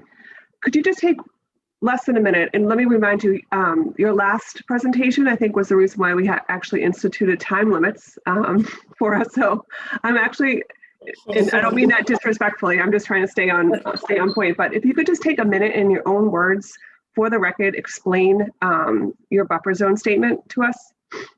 Yes. So in terms of the buffer zone, this area, and as we know, downtown has different zones. The objective in putting in this area is the connection to the Faneuil Hall area. In addition, the area around a great deal of parking. And I think one of the other components is that we are substantially different because this building actually serves a different functionality. We are actually able to manufacture in the basement, which will allow us to have really, on-site manufactured, Boston manufactured edibles, baked goods, as well as chocolates. That will also mean that we will have additional employees and we'll be able to build out the brand. In addition, this area is very, very commercial. And the use of this building, if not for this being conditional, this building is actually able to be used basically for any commercial use. So I believe that it is appropriate use relative to that, and hopefully that was less than a half an hour. Leslie, can I just ask one follow-up question? When we look at these buffer zones, we look at whether or not, or when we look at the character and fitness of an applicant from a licensing perspective, we look at whether or not this applicant or this business would negatively impact the neighborhood. And your statement goes on to describe how it wouldn't. And I just wanted you to elaborate upon that, how this particular neighborhood, how it's not going to, maybe the size of it, not to feed you the information, but I just want to get that information on the record for everyone's sake. So in terms of the size, but also the ability to queue inside, which is one of the things that the individuals from the Wharf District Council found attractive. In addition, we are actually partnering with one of the local parks to sponsor a ranger to deal with any potential secondary public safety issues. And we also have committed, and I've actually been, I believe, at the last 6 Wharf District Council meetings that I will be attending those meetings on a regular basis and adjusting any of the issues that we have. So we have a letter of non-opposition from the Wharf District Council and also a letter from some of the elected officials. So it is thought that we will negatively, substantially negatively affect the neighborhood and community in the area. Thank you. Thank you, Chairwoman. Commissioner Smith, do you have questions for the applicant? Mr. Jackson, how are you? Doing well. Given our city's recent disparity study, 2.1 billion in contracts, 1.2% spent on Black and Latino-owned businesses, you have sort of a wealth building strategy in here where you're going to use MB general contractors and cleaning companies and garbage companies. How are you going to achieve that? Yes. So I believe, well, so one, I want to thank you. And if someone does want to contribute 2.1 billion to the funding, as long as it keeps me as 51% owner, I'm fine. You'll be all right. What I would say to you is that we have to. It is a moral imperative. If we're going to make all of this money, that we lift as we climb. What the disparity study showed is that there is capacity, but we're not using it. And so that's the issue.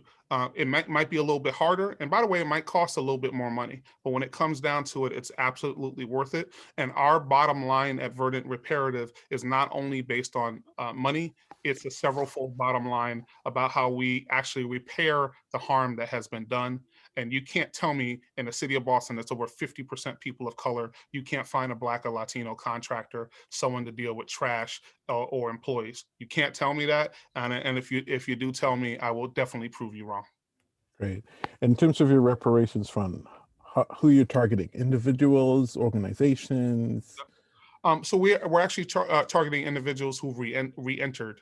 Right. So I also believe that we have an opportunity to deal with folks, one, from behind the wall as they come out, because I actually object to the fact that people who are trying to pay their bills, just like I am, are actually in jail.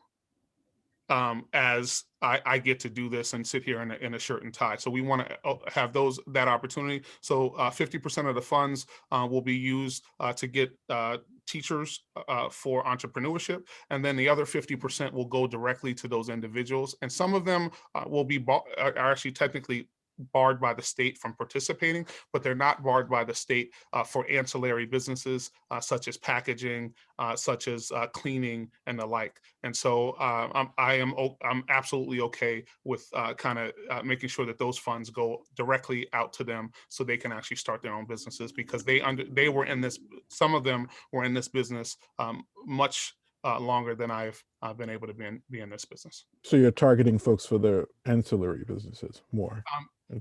Ancillary, so remember, there are charges in this, so either or. Okay. What my biggest dream would be is to have one of my employees or one of these these folks who were trained, that I could go to the ribbon cutting of their shop. That should happen, and I'm going to do whatever I can to make that happen. Thank you, sir. Thank you. Commissioner Holmes, do you have questions for the applicant? I do, just two quick ones. Good afternoon, Mr. Jackson. Good afternoon, Superintendent. Oh, no, it's not that anymore. I'm sorry. It has to do with your elevator, and I think you said it, but I'm just trying to make sure. So the basement and floors 5, 6, and 7 will be definitely off limits to the public. Yep. Will you have somebody there monitoring the elevators to make sure? I know you said it has a keypad, but some people are savvy enough to get around that. Yep. So this site actually has additional security staff versus my Mattapan site. And for that particular reason, one, we want to ensure that we can deal with any ADA issues if an individual needs to go upstairs. But there will be essentially an elevator operator that will deal with this issue. And in addition, there is literally a lockout. Either you have to have a fob or you have to enter information on the keypad. So hopefully, and as you know better than I do, that people can get around some of these things. Yeah. But the objective would be to never have that elevator be stationed alone, and have individuals who are not staff to be in it without a staff member. Awesome. And the second thing is, I didn't see it in your presentation or in your paperwork, and if I missed it, forgive me, but will you commit to not selling single roll marijuana products? Will there be a limit to, particularly since you're next door to the Black Rose? Would there be, would you be committed to not sell single rolls and stuff that people can buy and use next door at the bar or whatever? Yes, we spoke about that with the community. And I will say to you, it's something that I offered. It wasn't actually something that got a lot of traction in the community, but more than willing around that. I think that issue, and we've actually, in addition, had a connection with the Black Rose, and we actually want to make sure that as we move forward, if anyone does act up there, I don't want them, and if they're acting up on my end, that they are not to go. So some type of reciprocity there. Well, I know that was one of the, what do you want to say? One of the things we said to the other establishment downtown was that they would not be able to sell single rolls out of their establishment. So I only think it's fair that you be held to that same standard as well. I appreciate that, and I'm more than willing. Yep. Okay, that's it for me. Thank you. Thank you, Commissioner. Commissioner Lambos? Thanks, Leslie. And hey, Mr. Jackson, good to see you again. I think, there's again, this application has a lot in here that I would say really lifts up all your commitments to diversity, inclusion, employment, our communities. There is one thing, and I think I said this last time you came before the board as well, you leave me very little room to say anything. So I do want to just lift up again the worker voice piece. There's a lot of great benefits, a lot of rewards, just to really, again, think about worker voice, whether it's a survey, whether it's, connection to unions, whether it's connection to how unions have a voice within you're going to have 40 plus employees, how they give feedback and how you get that as a manager, as an owner. Not really a question, just again, something I mentioned at the last time you were before the board. So thanks. Thank you so much, and we will definitely move forward with that. Thank you, Commissioner. Commissioner Sankian? Hi, good afternoon. Thank you, Mr. Jackson. I too want to second the chair. Well, first apologize. There's some construction going on, which of course is happening exactly as I speak. But second, the chairwoman's statement about having an equity applicant in downtown, I think is hugely important. So I was really excited to see it. And also, again, the programs, the reparations program, the training program, all of that I think is just such exemplary. And I'm glad we saw your application. I think was the first one we ever saw way in the beginning, because it really set the bar for supplement application. So thank you for that. I did have a question about financing. I was wondering if you could walk me through that a little bit, given you're sole owner, but the cost is obviously much larger than what has been invested thus far. And what are your thoughts around, as people come in, do you see those as loans? Are you, percentage stakes, kind of just what you're thinking about in terms of your financing moving forward? So as I did state, I'm not that other Tito Jackson, so right. Which is true. I will be continuing to personally and invest in myself and my own company. I actually am looking forward to doing some crowdfunding on the debt side. And so, which is a little bit unique, and we've been trying to work that component out. But I think the ability to keep control of our company, and then the real piece for me is that I'm from here, I'm born here, I'm not going anywhere, and so these issues, and so I am beholden to you. But if I don't do these things, folks are going to come knock on my door and they're going to call my mom. So I have a high bar relative to this. So my objective is to really set up a structure that people who typically would not be able to invest are able to invest. The regulation crowd fund, regulation CF, has just been modified. It was $1.07 million prior, and people could invest $100 to $100,000 at $100,000 cap. And now that regulation has actually gone up to 5 million. And so in addition, people who typically invest typically have to be a qualified investor, which means you make 200 grand a year. Between you and a spouse, you make 300 grand a year, or you have $1 million in net worth. That's not Roxbury. That's not Dorchester. That's not Mattapan. And so with the platform that we are looking at using, it's a Boston-based company called Mainvest. And it is a crowd-based funding. And some of these crowd-based pieces are around equity or convertible notes. This one is actually, interestingly, a debt situation, and you actually pay the dollars back as a percentage of the revenue, and it's much less than the 9.9% trigger. So that is the objective there. I will just also note, this building is amazing because it was a restaurant and it was fully built out as a restaurant, and those top 4 floors actually weren't there. It's basically a brand new building. And so versus actually even my other store, it actually will cost me less to do the build out than some of the other stores, which is just amazing because it just doesn't happen that often. So that's the manner in which I would like to be able to move forward. Our control there is critical to making sure that we are able to do the things that I have said. If you take money from the wrong person, they may not be in agreement. And so I'm going to definitely make sure that we stay in control across the board so we can deliver for the community. Great. Those are great resources to know, because I think oftentimes people see the investment as such a huge impediment to getting started. So thank you for that. Thank you so much. Thank you. We will now move to testimony. As a reminder, your testimony will be limited to 2 minutes. The record will be kept open until the 16th at 5 p.m. and written testimony can be submitted. If you have not already signed up, please utilize the link placed in the chat function to sign up to testify. We'll begin with elected officials or their representatives.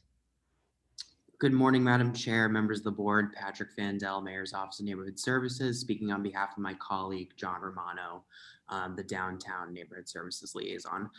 This application has gone through an extensive community process, including the required community outreach meeting, which took place online on January 21st via WebEx. Further, the applicant appeared in front of the Wharf District Council to present to their membership and their board, ultimately receiving their non-opposition. The applicant has received significant support in the community from neighbors and stakeholders due to the robust community outreach conducted and attention to operational detail put forth by Councillor Jackson and his team. The Mayor's Office would like to go on record in full support of this proposal, as we are very excited to see this equity application and Black-owned business move forward in the downtown area. Thank you. Thank you. Are there any other elected officials or representatives of elected officials? Hi, Madam the Chair, members of the board. Ana Calderon from Councillor Flynn's office. The councillor would like to go on record in support of this proposal. The support of the councillor is based on this is a 100 Black-owned business and has nearly 100 years of combined experience in business and management, and it will be the first equity application for a cannabis dispensary being considered in the downtown area. This proposal is committed to putting restorative justice into action and seeks to hire a majority of Boston residents and people of color in their workforce, and has a goal of having 20% of their employees as ex-offenders. Furthermore, Verdun Reparative plans on hosting 4 Corey Spokesman workshops and 3 jobs fairs in the Boston neighborhood designated as areas of disproportionate impact. This proposal has also received a letter of non-opposition from the Wharf District Council Neighborhood Association. Therefore, the councilor is in full support. Thank you. Thank you very much. Are there any other elected officials or representatives of elected officials who wish to testify regarding this application? Seeing no one, just give me one moment. We will turn to individuals who have signed up online.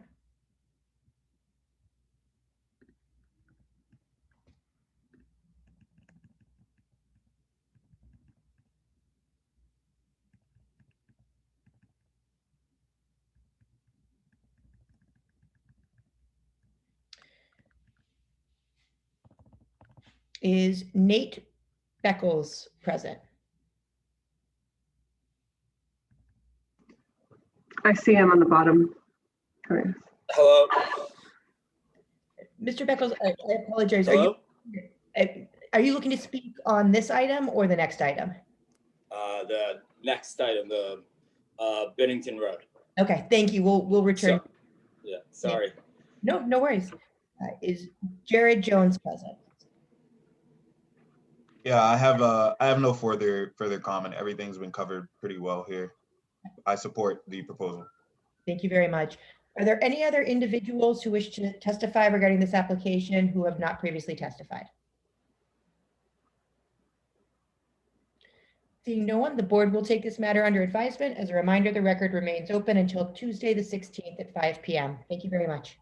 Thank you very much. And I just, again, want to thank this board for the predictability. As a business person, this makes a huge difference from what many of us have dealt with in the past. This process, as well as your attention to every single detail is noted, and we thank you for that. Thank you very much. Thank you.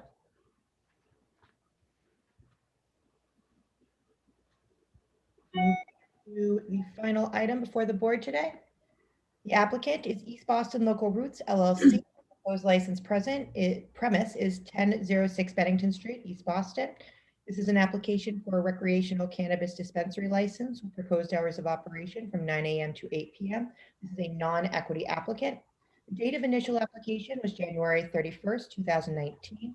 The date of filing with Inspectional Services was February 27th, 2019. The date of the community meeting was June 25th, 2019.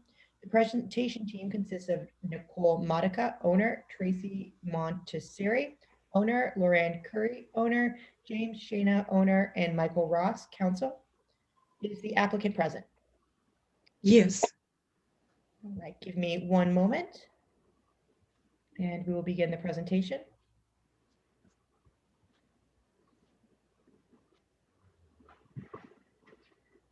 You may begin the presentation. Good afternoon, everyone. My name is Lorraine Alacone Curry, and I welcome you to the East Boston Local Roots presentation. The first slide shows our establishment, the former Tufts Tobacco and Cigar Company, located at 1006 Bennington Street in the Orient Heights section of East Boston. It's the commercial area of the Heights, which stores along Bennington and Saratoga Streets. In Orient Heights T Station is across the street. Next slide, please. Please meet the executive team, 3 women who are owners and managers, all of whom have deep roots in the East Boston community. Nicole Modica, a lifelong resident of East Boston, lived and owns 1006 Bennington Street. She's at Santopio, granddaughter of East Boston's famous pizza. Tracy Montessori lived at 1006 Bennington Street for more than 5 years in the past 10 years, while she worked at the Dawn Orione home. Like Nicole's, Tracy's grandfather grew up in East Boston on Cottage Street. I am a lifelong resident of East Boston, a human resources professional, and currently chair of the Go Street Citizens Association. I live on Lubeck Street. My grandmother and mother were born and raised in East Boston, as was I. Excuse me. Jimmy Shana has operated Tufts Tobacco for more than 20 years. Jimmy has sold age-restricted product at this location without incident for all those years. Next slide, please. Local Roots will be locally managed by the 3 of us, and Jimmy Shana will be the COO, Chief Operating Officer, and he will run the day-to-day operations. Local ownership accounts for 61%, and the remaining 39% of owners work in East Boston.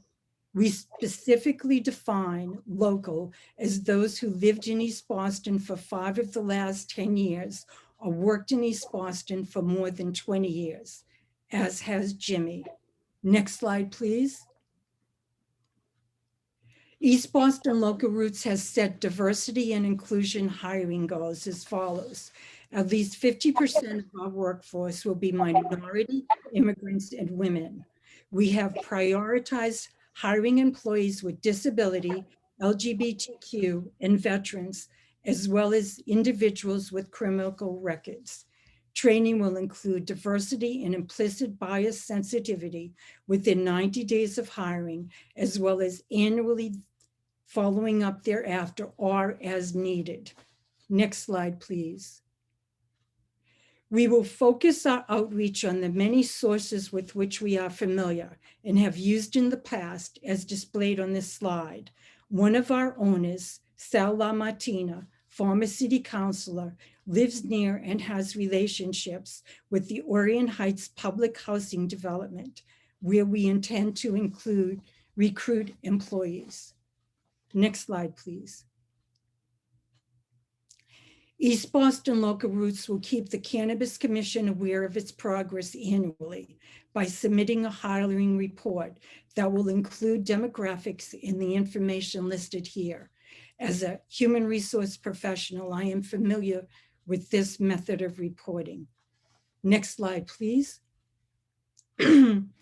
We expect to employ between 10 and 15 full and part-time employees with benefits. Of that total number, 50% will be East Boston residents, 75% will be from Boston. At least 50% will be of minority, immigrant, or female status. There will be at least one employee on all shifts who speaks Spanish. All employees will be over 21 years of age. $15.69 is the minimum wage we will pay our employees. Next slide, please. East Boston Local Roots will be open from 9 a.m. to 8 p.m. 7 days a week, excluding state and federal holidays. Dan Linsky of Crow Security, whose report you have received, created our security protocols. Next slide, please. 5 Again, minutes. a photo of the establishment at 1006 Bennington Street in a commercially zoned area of East Boston. The next 4 or 5 slides will provide schematics as well as greater details about the location and design of East Boston Local Roots. Next slide. This is an aerial scene. 1006 Bennington Street is across from the Orient Heights station and steps away from the bus stops. The ground floor of our facility, which is open to the public, is designed to be 1,300 square feet with additional square footage as a secured basement. It's not a large facility. Product will be delivered via Breed Street, which is also commercially zoned, and cash pickup will occur on Breed Street. Next slide, please. Okay, this slide is a schematic of our ground floor. May I see the next slide? Okay, this rendering details the interior of the ground floor. The left side shows the Bennington Street entrance, security booth for the prefix, retail sales area for direct sales, and the online pickup area. Please note the separate entrance and exit. We anticipate that 50% of sales are ordered online. Separated from the retail area are the product storage area, offices, and offices for management and security. There's also a restroom. Next slide. This is a close-up of the interior of the ground floor. Next slide, please. This is a schematic of the basement, which is secured, and it has a real entrance an exit onto Breed Street. There's also a cash office and a kitchenette located in the basement. Next slide, please. Okay, this slide will show you that we are compliant with the buffer zones. Excuse me, I'm sorry about this. My pieces of paper fell on the floor and I didn't memorize it. We're compliant with the buffer zone requirements, showing that we are more than a half a mile away from the dispensary, which will be located on McClellan Highway. In addition, we also cleared the 500-foot buffer requirement for proximity to a school. Next slide, please. East Boston Local Roots is a member of the East Boston Chamber of Commerce. We have presented before the Orient Heights Neighborhood Council twice and canvassed neighbors in person, talking to residents and business owners about the plans. The flyers distributed, as well as our website, is in English and Spanish. 2 minutes left. Next slide, please. We have received 119 letters of support. Senator Boncouri, Representative Madaro, and City Councilor Edwards support East Boston Local Roots. Last slide, please. Thank you very much, commissioners. We appreciate your consideration of our proposal. And we also want to thank our community members as well as our elected officials for their support. Thank you very much. Thank you very much. Chairwoman Joyce, do you have any questions for the applicant? Yes, I do. You did answer some of my questions. I want to make sure that we do get the annual report when you reapply for your annual license. I'm looking at the names and the percentage interests. And then at the end, it says the source of financing and capital contribution, and that East Bennington LLC, which is 39% ownership, contributed $250,000. So the other owners, I've circled them. I don't have to go through them. How much was their capital investment? Hi, Madam Chair. This is Mike Ross. The capital investment was approximately $250,000. The other owners that are part of the East Boston Local Roots did not make a direct cash contribution towards that initial capital outlay. Okay, what was their contribution? They're just owners without contributing any money towards it? Well, not exactly. In the case of Nicole Modica, who owns the property, she is obviously bringing to bear the availability of the property, and you know, this is a leased property. We will have lease payments go back to Nicole Modica, but just making that available is clearly something. And there are other people like Lorraine and others who this was a real opportunity to engage them without having to. Lorraine's part of the East Bennington LLC. I'm talking about James Sheena, Carolina Shorbath. We have Nicole Modica. We have Sal Lavatina, Tracy Monterisi. They all have percentage interests that are broken down. Yes. I'm not asking for like what dollars amount, but explain to me, just as you did with Nicole Modica, she owns the property, so that's her investment. What are these other people investing that they're getting this ownership interest? Well, they all are investing sweat equity, you know, their efforts towards pulling this together. There were no direct cash contributions made by those individuals, only by the East Boston LLC at this time. There will obviously need to be a cash call to build out the facility and to pay for that build out.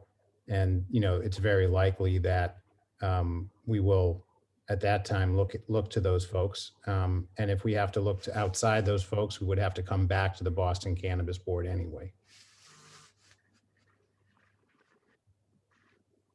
Okay, and how many, we talked about 10 to 15 full and part-time employees. What's the breakdown of full-time employees versus part-time employees?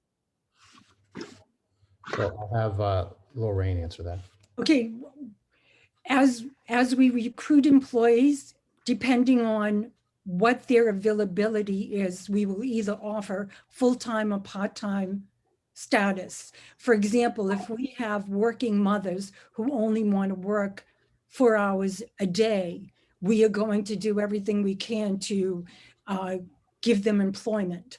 So we're going to be very flexible and very accommodating to get the, recruit people from the neighborhood. Okay, thank you. I don't have any other questions. Madam Chair, sorry, I did want to point out Jimmy Shenna. He owned that business, Tufts Tobacco, operated for over 20 years. So he certainly did contribute his good name and his goodwill towards this effort as well. Thanks. I'm just trying to figure this out. This is a brand new industry. Sometimes this doesn't make sense to me. So that's why I'm asking the questions. Thank you. Thank you. Commissioner Smith, do you have questions for the applicant? Thank you. Just thinking about, you're near the airport. Do you have a plan of dealing with like foreign IDs? And yeah, so our security consultant, Kroll, exceeds really all of the bare minimum. Our intent would be to have require a backup photo ID for anyone with an out-of-state license. Or another country, maybe. Or another country, yeah. And passport. Require a duplicate form of ID. Okay. I didn't see anything in there talking about like queuing, because they said there was a small facility, so like queuing, and also online sales. Are you planning to do that? Yes, we are. We anticipate online sales to encompass approximately 50%, maybe more of our business. The industry is trending in that direction right now. There's just a highly aware consumer who knows what they want, and they go online and they order it ahead of time. We are 1,300 square feet, certainly not the smallest dispensary you've seen, but not the largest. We feel good about the layout of the store, and if there were to be any kind of queuing issues, we could go to a on-demand appointment-only system if we had to. Okay. And last question, you in the diversity and inclusion, the goals for disabilities and veterans, and you said prioritized individuals with criminal records, prioritized. Is there a number that's you're thinking about? We're looking at percentage. Yeah, I mean, I would say that it would be a minimum of 5%. We're looking at about 12 employees. So, 2% would be over 5. I mean, 2 employees would be over 5%. I think Sal Lamatina's relationship with the Orient Heights public housing community and his previous work as a city councilor will allow him to access communities that have been marginalized. We will also be working with those other organizations that Lorraine mentioned, but so it would be more than 5%. It would be, I would say, 2 out of the 12 employees would be the goal of the anyone with a previous criminal record. And LGBTQ and both. So 2% for each group? No, well, I think for the LGBTQ and for the disabled, I mean, some of the people who are on the application are very close to both the LGBT and the disability community. So we would be pushing out to those communities opportunities to work with and to contract with our company. Lorraine, who's a really good HR professional by training, will do everything to recruit those populations subject to privacy laws and those types of things. So there's certain newspapers, Bay Windows and others that would also be logical places for us to apply. I don't think we have a number established for LGBTQ employees, but we do have a number established for people who had previously been incarcerated for marijuana. Okay. Thank you so much. Thank you. Commissioner Holmes, do you have any questions for the applicant? I'm actually, Commissioner Smith asked mine. It was about queuing, and so it's been answered, so I'm good. Thank you. Thank you. Commissioner Lombos? Thank you. Actually, Chairwoman Joyce asked all my questions, although I did have one clarification, or just wanted to hear your thoughts about the concern. There was clearly great community support. There was one that we saw that was about just the location being very close to a YMCA. While it didn't trigger any legal issues, just wanted to hear your thoughts about how you're addressing that. And if actually I was going to ask Commissioner Holmes if she had any questions about the location and the security and for children. Yeah, I don't know if Sal, if you want to address that in terms of the proximity. East Boston is a very dense community, and it seems that everyone knows each other. I now live here, and I can verify that. And so there is an awareness of the institutions. There are 2 YMCA's in the neighborhood. Sal, do you want to fill that on that? Sure. So we are approximately 2 blocks away from the YMCA in Orion Heights on Ashley Street. So we will, work very closely to make sure that there's no one hanging outside or any of the those who attend the YMCA or outside, hanging outside our establishments. But living up Orion Heights, I have to be honest with you, I never ever see kids from the Y hanging outside. Most of those times they're dropped off at that location from their parents. So there's never problems with anyone in that area hanging outside the YMCA. And I live a couple of blocks away from there. Great. Okay. Thank you. There is one thing that I just want to reiterate. Chairwoman Joyce talked about full-time versus part-time. I do appreciate the answer about the flexibility of the worker. I also just want to, I've said this at other meetings, just to show my just on the record concern about part-time employees oftentimes are not a choice. It's to avoid benefits and those kinds of things, and that really support workers as a whole. So I just want to reiterate that, make sure that when you are trying to have a flexible business plan, to think about full-time employment as actually one job should be enough in Boston. Understood. Yes. Mm-hmm. Thank you, Commissioner. Commissioner St. Gian. Thank you. Thank you so much. I wanted to follow up on the questions on this percentage, because I was also confused. So according to this, so we have Nicole Monica at 28%, East Bennington at 39%, and then I guess the other 33% are all individuals who have contributed less, what make up less than 10%. Is that accurate?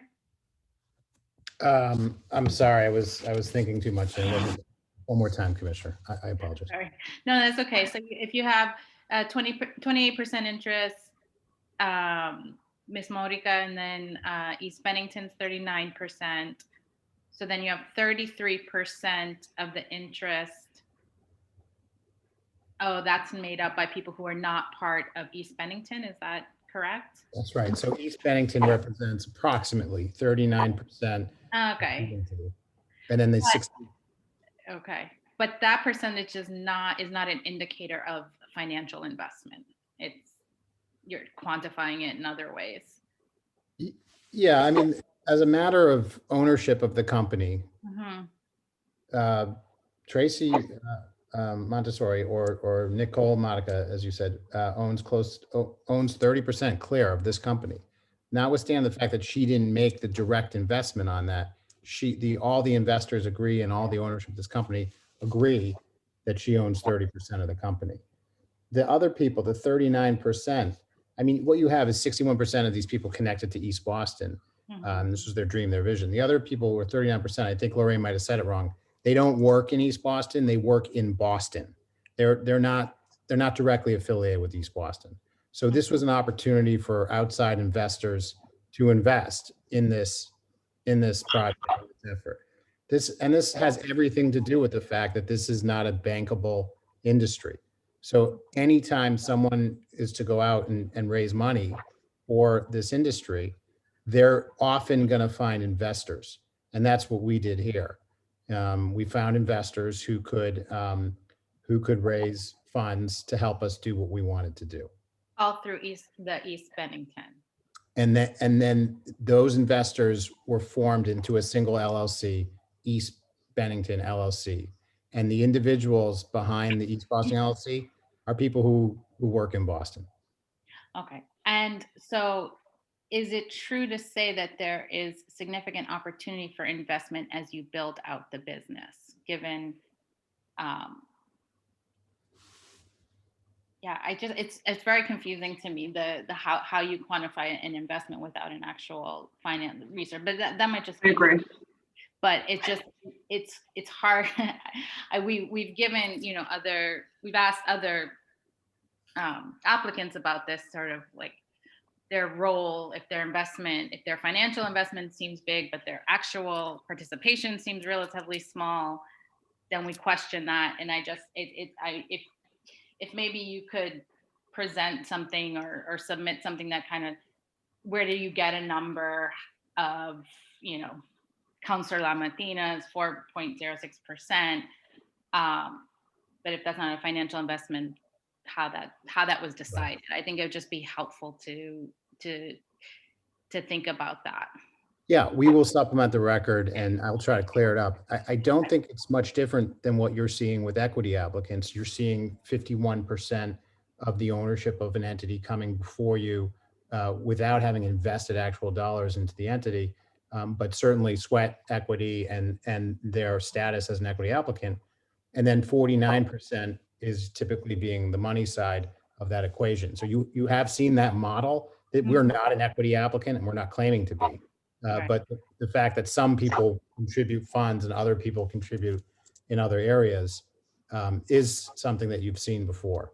Yeah, I guess I just haven't seen it broken down like this. So it's hard to, it's really hard. It's hard to wrap around, and then if you have the managing members, like Lorraine, for example, is a managing member, but she's only 0.4% invested. Is she the human resources person for the organization? Is that why you're considered a managing member? I think of the intent well, no, I mean, I think there was a deliberate intent to choose our managers. These are the people who control the company and who control the decisions of the company. Those three have control in the legal sense, as well as in the CCC sense. I do think with Lorraine, it would be great if she became an employee of the company when open, and then she would get a salary. Those are conversations that we haven't even gotten to, but that's the intent. I think we also might be a victim of providing too much information to you. I don't think every applicant who comes before you breaks down. They do. Okay. I guess my question is, and maybe it's straightforward and you can supplement it, is there a dollar amount? I'm just curious. This is a new industry. Is there a dollar amount associated with a 1% interest in this? Because so if you have an investment, then what you're going to get is a percentage of the profit. So how are you determining what that is? Yeah. This is something that businesses do every day. They have a valuation, and then at the end of the year, they true up with their investors. We can give you a glimpse into how our kind of behind the operating agreement to give you a sense of how that will look. I would imagine that every business that comes before you has an operating agreement and has a means in which to get their percentages out to their individuals. And we're no different, and we're happy to provide that to you. So I think what I'll do is I think it just seems very again, we've had asked these questions at previous hearings. Sometimes it feels unbalanced. You have big names with big percentages, and then you have a lot of workers that might have smaller percentages. We're just trying to wrap our arms around it all. And any explanation you can provide would be helpful. Sure. Because I'm more confused. But we do ask this information of all applications. We may not have asked these questions on the record, but we do get this information from everyone. One last try, if I could. When we were forming as a group, I mean, a lot of these people know each other. They lived in the same building. They knew each other, and it was seen as a advantage to say, hey, let's do this together, as opposed to some out-of-state company coming in and opening. Why don't we, as people who live in this community, do this as a group? And that was literally the impetus for this. And then it was a question, well, how do we raise the money to fund this effort? And that's when we went out and found these additional investors. It's as simple as that, but I can put it into a narrative and supplement the record. Okay. And then the only other thing was on the Corey employment. I appreciate the prioritization. I would just recommend sort of more specific goals around hiring people with Corey, just given the disproportionate impact on Black and Latinos, and doesn't appear that any of the investors are Latino. So I think that would be a great thing to have. It's not required, obviously, but I would recommend it. Thank you, Commissioner. Yeah. Thank you. We will now turn to public testimony. As a reminder, please limit your testimony to 2 minutes. You can also submit written testimony through Tuesday at 5 p.m.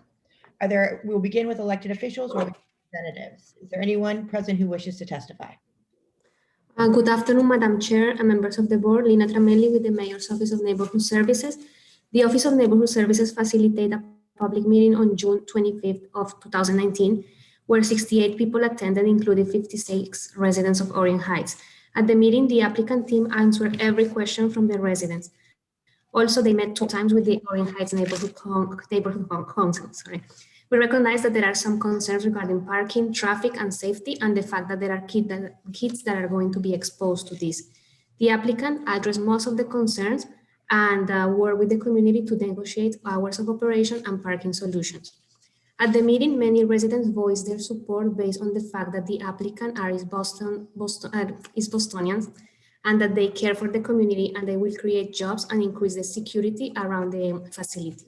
The Office of Neighborhood Services received 119 letters of support, including 61 of Orient Heights residents and 14 of local business. The Mayor's Office of Neighborhood Services, we would like to go on the record in support. Thank you. Thank you. Are there any other elected officials or representatives on behalf of? Hi, Madam Chair, members of the board. My name is Luigi Natali from Senator Joseph Boncore's office. I am here to let you know that the senator is in full support of this project. Thank you.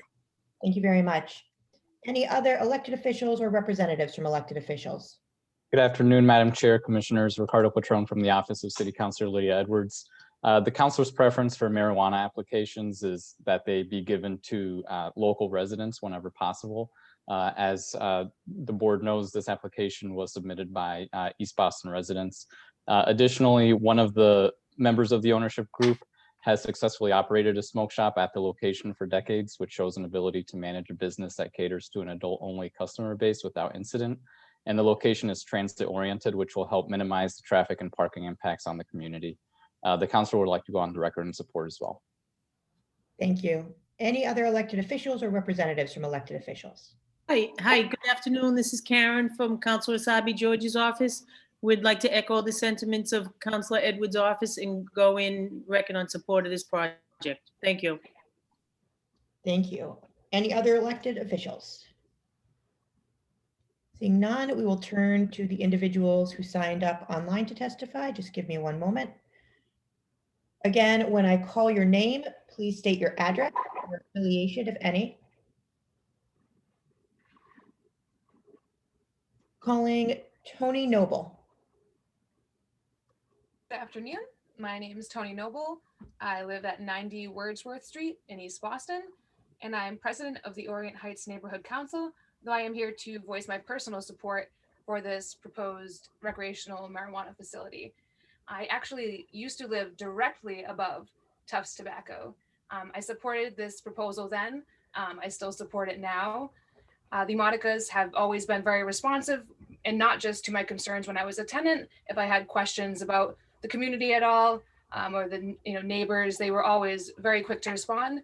I also grew to know Jimmy in my time there, as he managed Tufts Tobacco, and he was always very responsive, kind, cared about not only the building, but neighbors in the entire Orient Heights community. Thank you very much. Calling Mary Berninger. Good afternoon, thank you.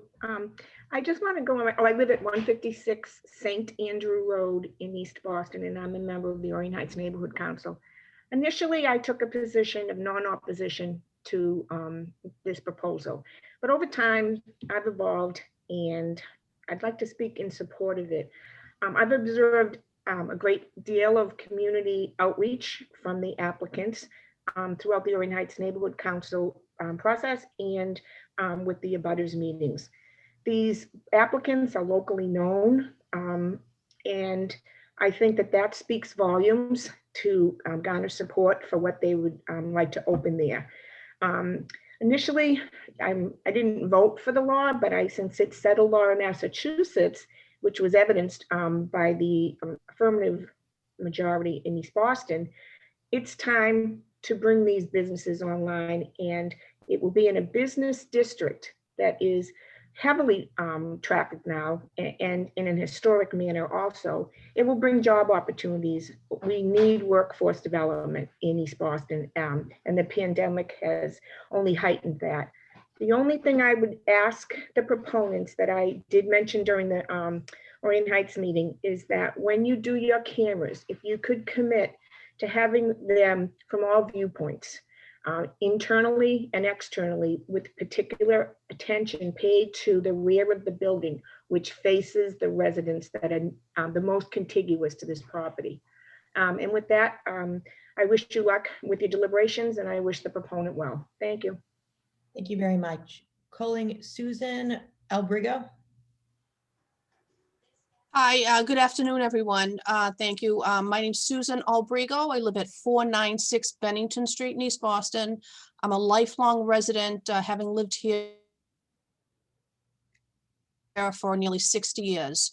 I just want to say first that I noticed that there was no parking plan included in the presentation, and my testimony is directly related to the parking plan that was previously presented. So I just want to confirm that that is what I'm speaking to, that plan.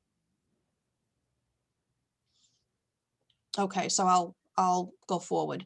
The Barnes Ave lot, which is the proposed parking area for the patrons of this proposed establishment, is approximately a three-block walk from the proposed location. Concern is that residents will not walk the 3 blocks to the establishment. It's simply, this plan is simply not adequate. What is most likely or more likely to happen is that patrons will either double park in front of the shop or on the adjacent streets, for example, Breed Street. I understand that the owners of the shop, either current or former, should be well aware of the existing serious problems of double parking as well as traffic in this specific area of Bennington Street. And while Mr. Shana successfully previously operated and owned Tufts Tobacco in this same location, the sheer number and increase of patrons that this particular establishment, this dispensary, will draw in person, regardless of online or call ahead, will likely encourage and increase the double parking and traffic in this already parking challenged area. Again, by providing parking some distance away, approximately 3 blocks from the establishment itself, is not an efficient plan, and that it would encourage patrons to double park on Bennington Street and adjacent streets versus walking 3 blocks from the parking lot to the establishment. For these reasons, I cannot support this proposal. Thank you. Thank you very much. Calling Nancy LeConte. Hi, my name is Nancy LeConte, and I live at 82 Layton Street. I grew up in East Boston, but I lived in Orient Heights for 43 years. I'm 100% in support of this, and I would like to myself able to walk to a local shop. I like the fact that these are all locals that want to open up this shop, because I feel that if I had an issue, I could always call Sal Matina or any of the other ones and definitely get a quick result and an answer right away. So again, I support this, and I hope that it goes through, and I can't wait. And I thank the whole group that is on here, Michael Ross, Al Matina, Tracy, Nicole. I wish you all the best, and I hope it goes through. I'll be the first one in line. Thank you. Thank you very much. Calling Joseph Maria. Good afternoon. My name is Joseph Mario. My address is 52 Waldemar Avenue, East Boston. I live about 3 blocks from the premises. I also own and operate a business about 2 blocks further down the street on Bennington Street. I've known Nicole since she was a child. I've also used to buy cigars for years from Jim at the shop. Guys have always kept it a safe place. Strongly in favor of this. From a selfish standpoint, I think just opening this business will actually help the other businesses in the area. And also, these group of people have been extremely generous to the East Boston charities throughout the years, and I expect they will continue to be so also. Also, I'd like to make a comment about the young woman who talked about the parking problem. There's lots of parking, public parking. I'm going to say about 20 yards around the corner from this property. And normally I don't see any problems. It's a lot of parking for the merchants. And after 5 o'clock, there's lots of parking in the area. So hopefully they're successful with their business. And I strongly suggest this project go forward. Thank you. Thank you very much. Calling Vinny Shatino. Is Vinny present? Calling David Mistretta. Hi, good afternoon, Madam Chairwoman and Commissioners.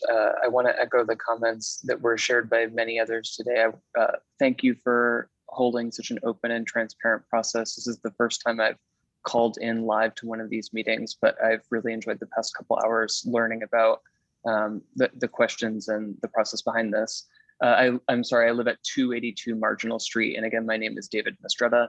I'm calling in support of this business. I've been a medical marijuana patient and recreational consumer for the past number of years in Massachusetts. And as a resident of East Boston, it would be really great to have a number of shops in the end to be able to shop from instead of having to cross any of the bridges to buy product. So I'm calling in to share that today, and thank you so much for the time. Thank you very much. Calling Nate Beckles. Yes, hello, Madam Chairwoman and Chairpersons. Thank you very much for having me today. I live at 288 Marginal Street. I've been a resident of East Boston for 6-7 years now. I'm calling in to just give my support for this business opening up. You know, I think as one of the other chairwomen said earlier, you know, this is a very new process and a very new, these businesses are very new and very hard to understand. I think, you know, there've been a lot of these popping up in a lot of places. So we can all take and learn from those and see how well each one of them are doing and take the best practices that they've been doing and how they've been working with their communities. This is a community run business, which in this day and age, I think we should all back and we should all support, especially in our areas. I think the biggest thing is always keeping businesses like this away from schools and other areas like that and other, you know, kid-friendly places, and they are away from that. They're obviously going to do their due diligence and have, you know, their security and have their processes of buying. And you know, I think this is just a great thing for the community and for everybody. So the support is just great, great people, and I really put my full support in this, and I think this is beneficial for everybody in this neighborhood. Thank you. Thank you very much. Calling Dominic DeMarza. Is Dominic present? Are there any other individuals who wish to testify who have not previously testified regarding this matter? I see Jim Kearney has a raised hand. Mr. Kearney?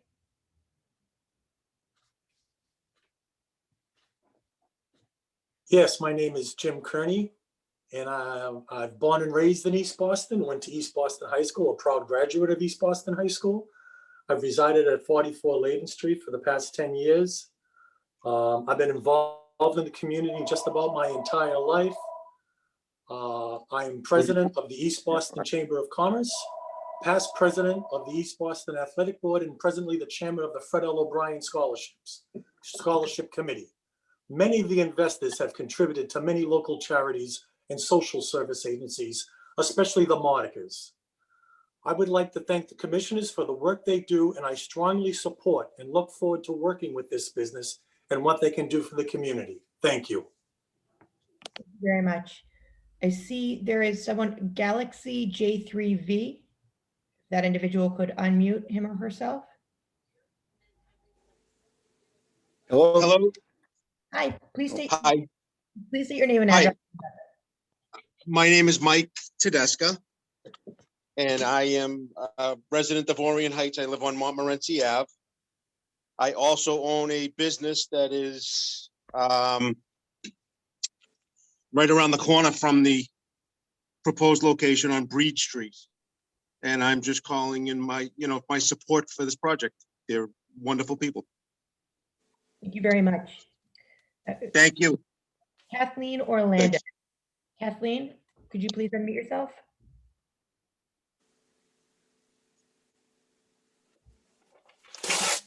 As a reminder, testimony can still be submitted through Tuesday, the 16th at 5 p.m. Are there any other individuals who have not yet testified who wish to testify regarding this application? Yes, this is Dominic Tomaso. Please state your address for the record. 75 St. Andrew Road, East Boston. Thank you. I'm sorry. Oh, no, I'm sorry. Please go ahead. I've been a lifelong resident of East Boston, and I've been to a few community meetings where I've heard positive talk about this happening. Also, I strongly believe that residents of East Boston should have the first call to open a business in East Boston. I also want to echo Nancy and Mary's sentiments about what an idea this is for Orient Heights, and I think it's going to help the community a lot. As far as the parking goes, I agree with Joe Mario. The left side on Saratoga Street is always open after like 3-4 o'clock. It opens up. Otherwise, I mean, there's a lot of surviving businesses up there that may do with the parking that's there, and I feel that they'll make do with it now. Thank you very much. Thank you very much. Are there any other individuals who have not previously testified who wish to testify regarding this matter? As a reminder, I'm sorry, who is that? Hello, this is Kathleen Orlando. Hi, Kathleen, please state your address for the record. Hi, my address is 249 Layden Street in East Boston, which is approximately 2 blocks from the proposed project. And I too am echoing the support of people who spoke before me for this project. I'm thrilled that there is a lot of community involvement, and the ownership are going to be comprised of East Boston residents. One of my biggest concerns when dispensaries were proposed, that there would be a lot of corporations and out-of-state companies taking over these businesses, and then there would be no community input, or there would be no one to call if there was an issue. So I am thrilled. I drive by that smoke shop 2 or 3 times a day for the last 3 decades, and it's always been a great neighbor to everyone. It's always clean, organized, and there's never been an issue, especially with parking. There's a red light, right in front of the property, and I've never had an issue with anyone double parking there or anything like that. So parking is an issue throughout the city, no matter what business opens. So I think that that is not even a real concern to me. So I am thrilled that this project's being proposed by the people involved, and I give it 100% support. Thank you. Thank you very much. Is there anyone else who wishes to testify? Thank you all. The board will take this matter under advisement. Again, the record will be kept open until Tuesday, the 16th at 5 p.m. The board will reconvene on Wednesday at 1 p.m. for its voting hearing. That hearing will be open to the public, although no additional testimony will be accepted. Thank you to the chairwoman and commissioners, and thank you to everyone for your attendance today. Thank you. Thank you.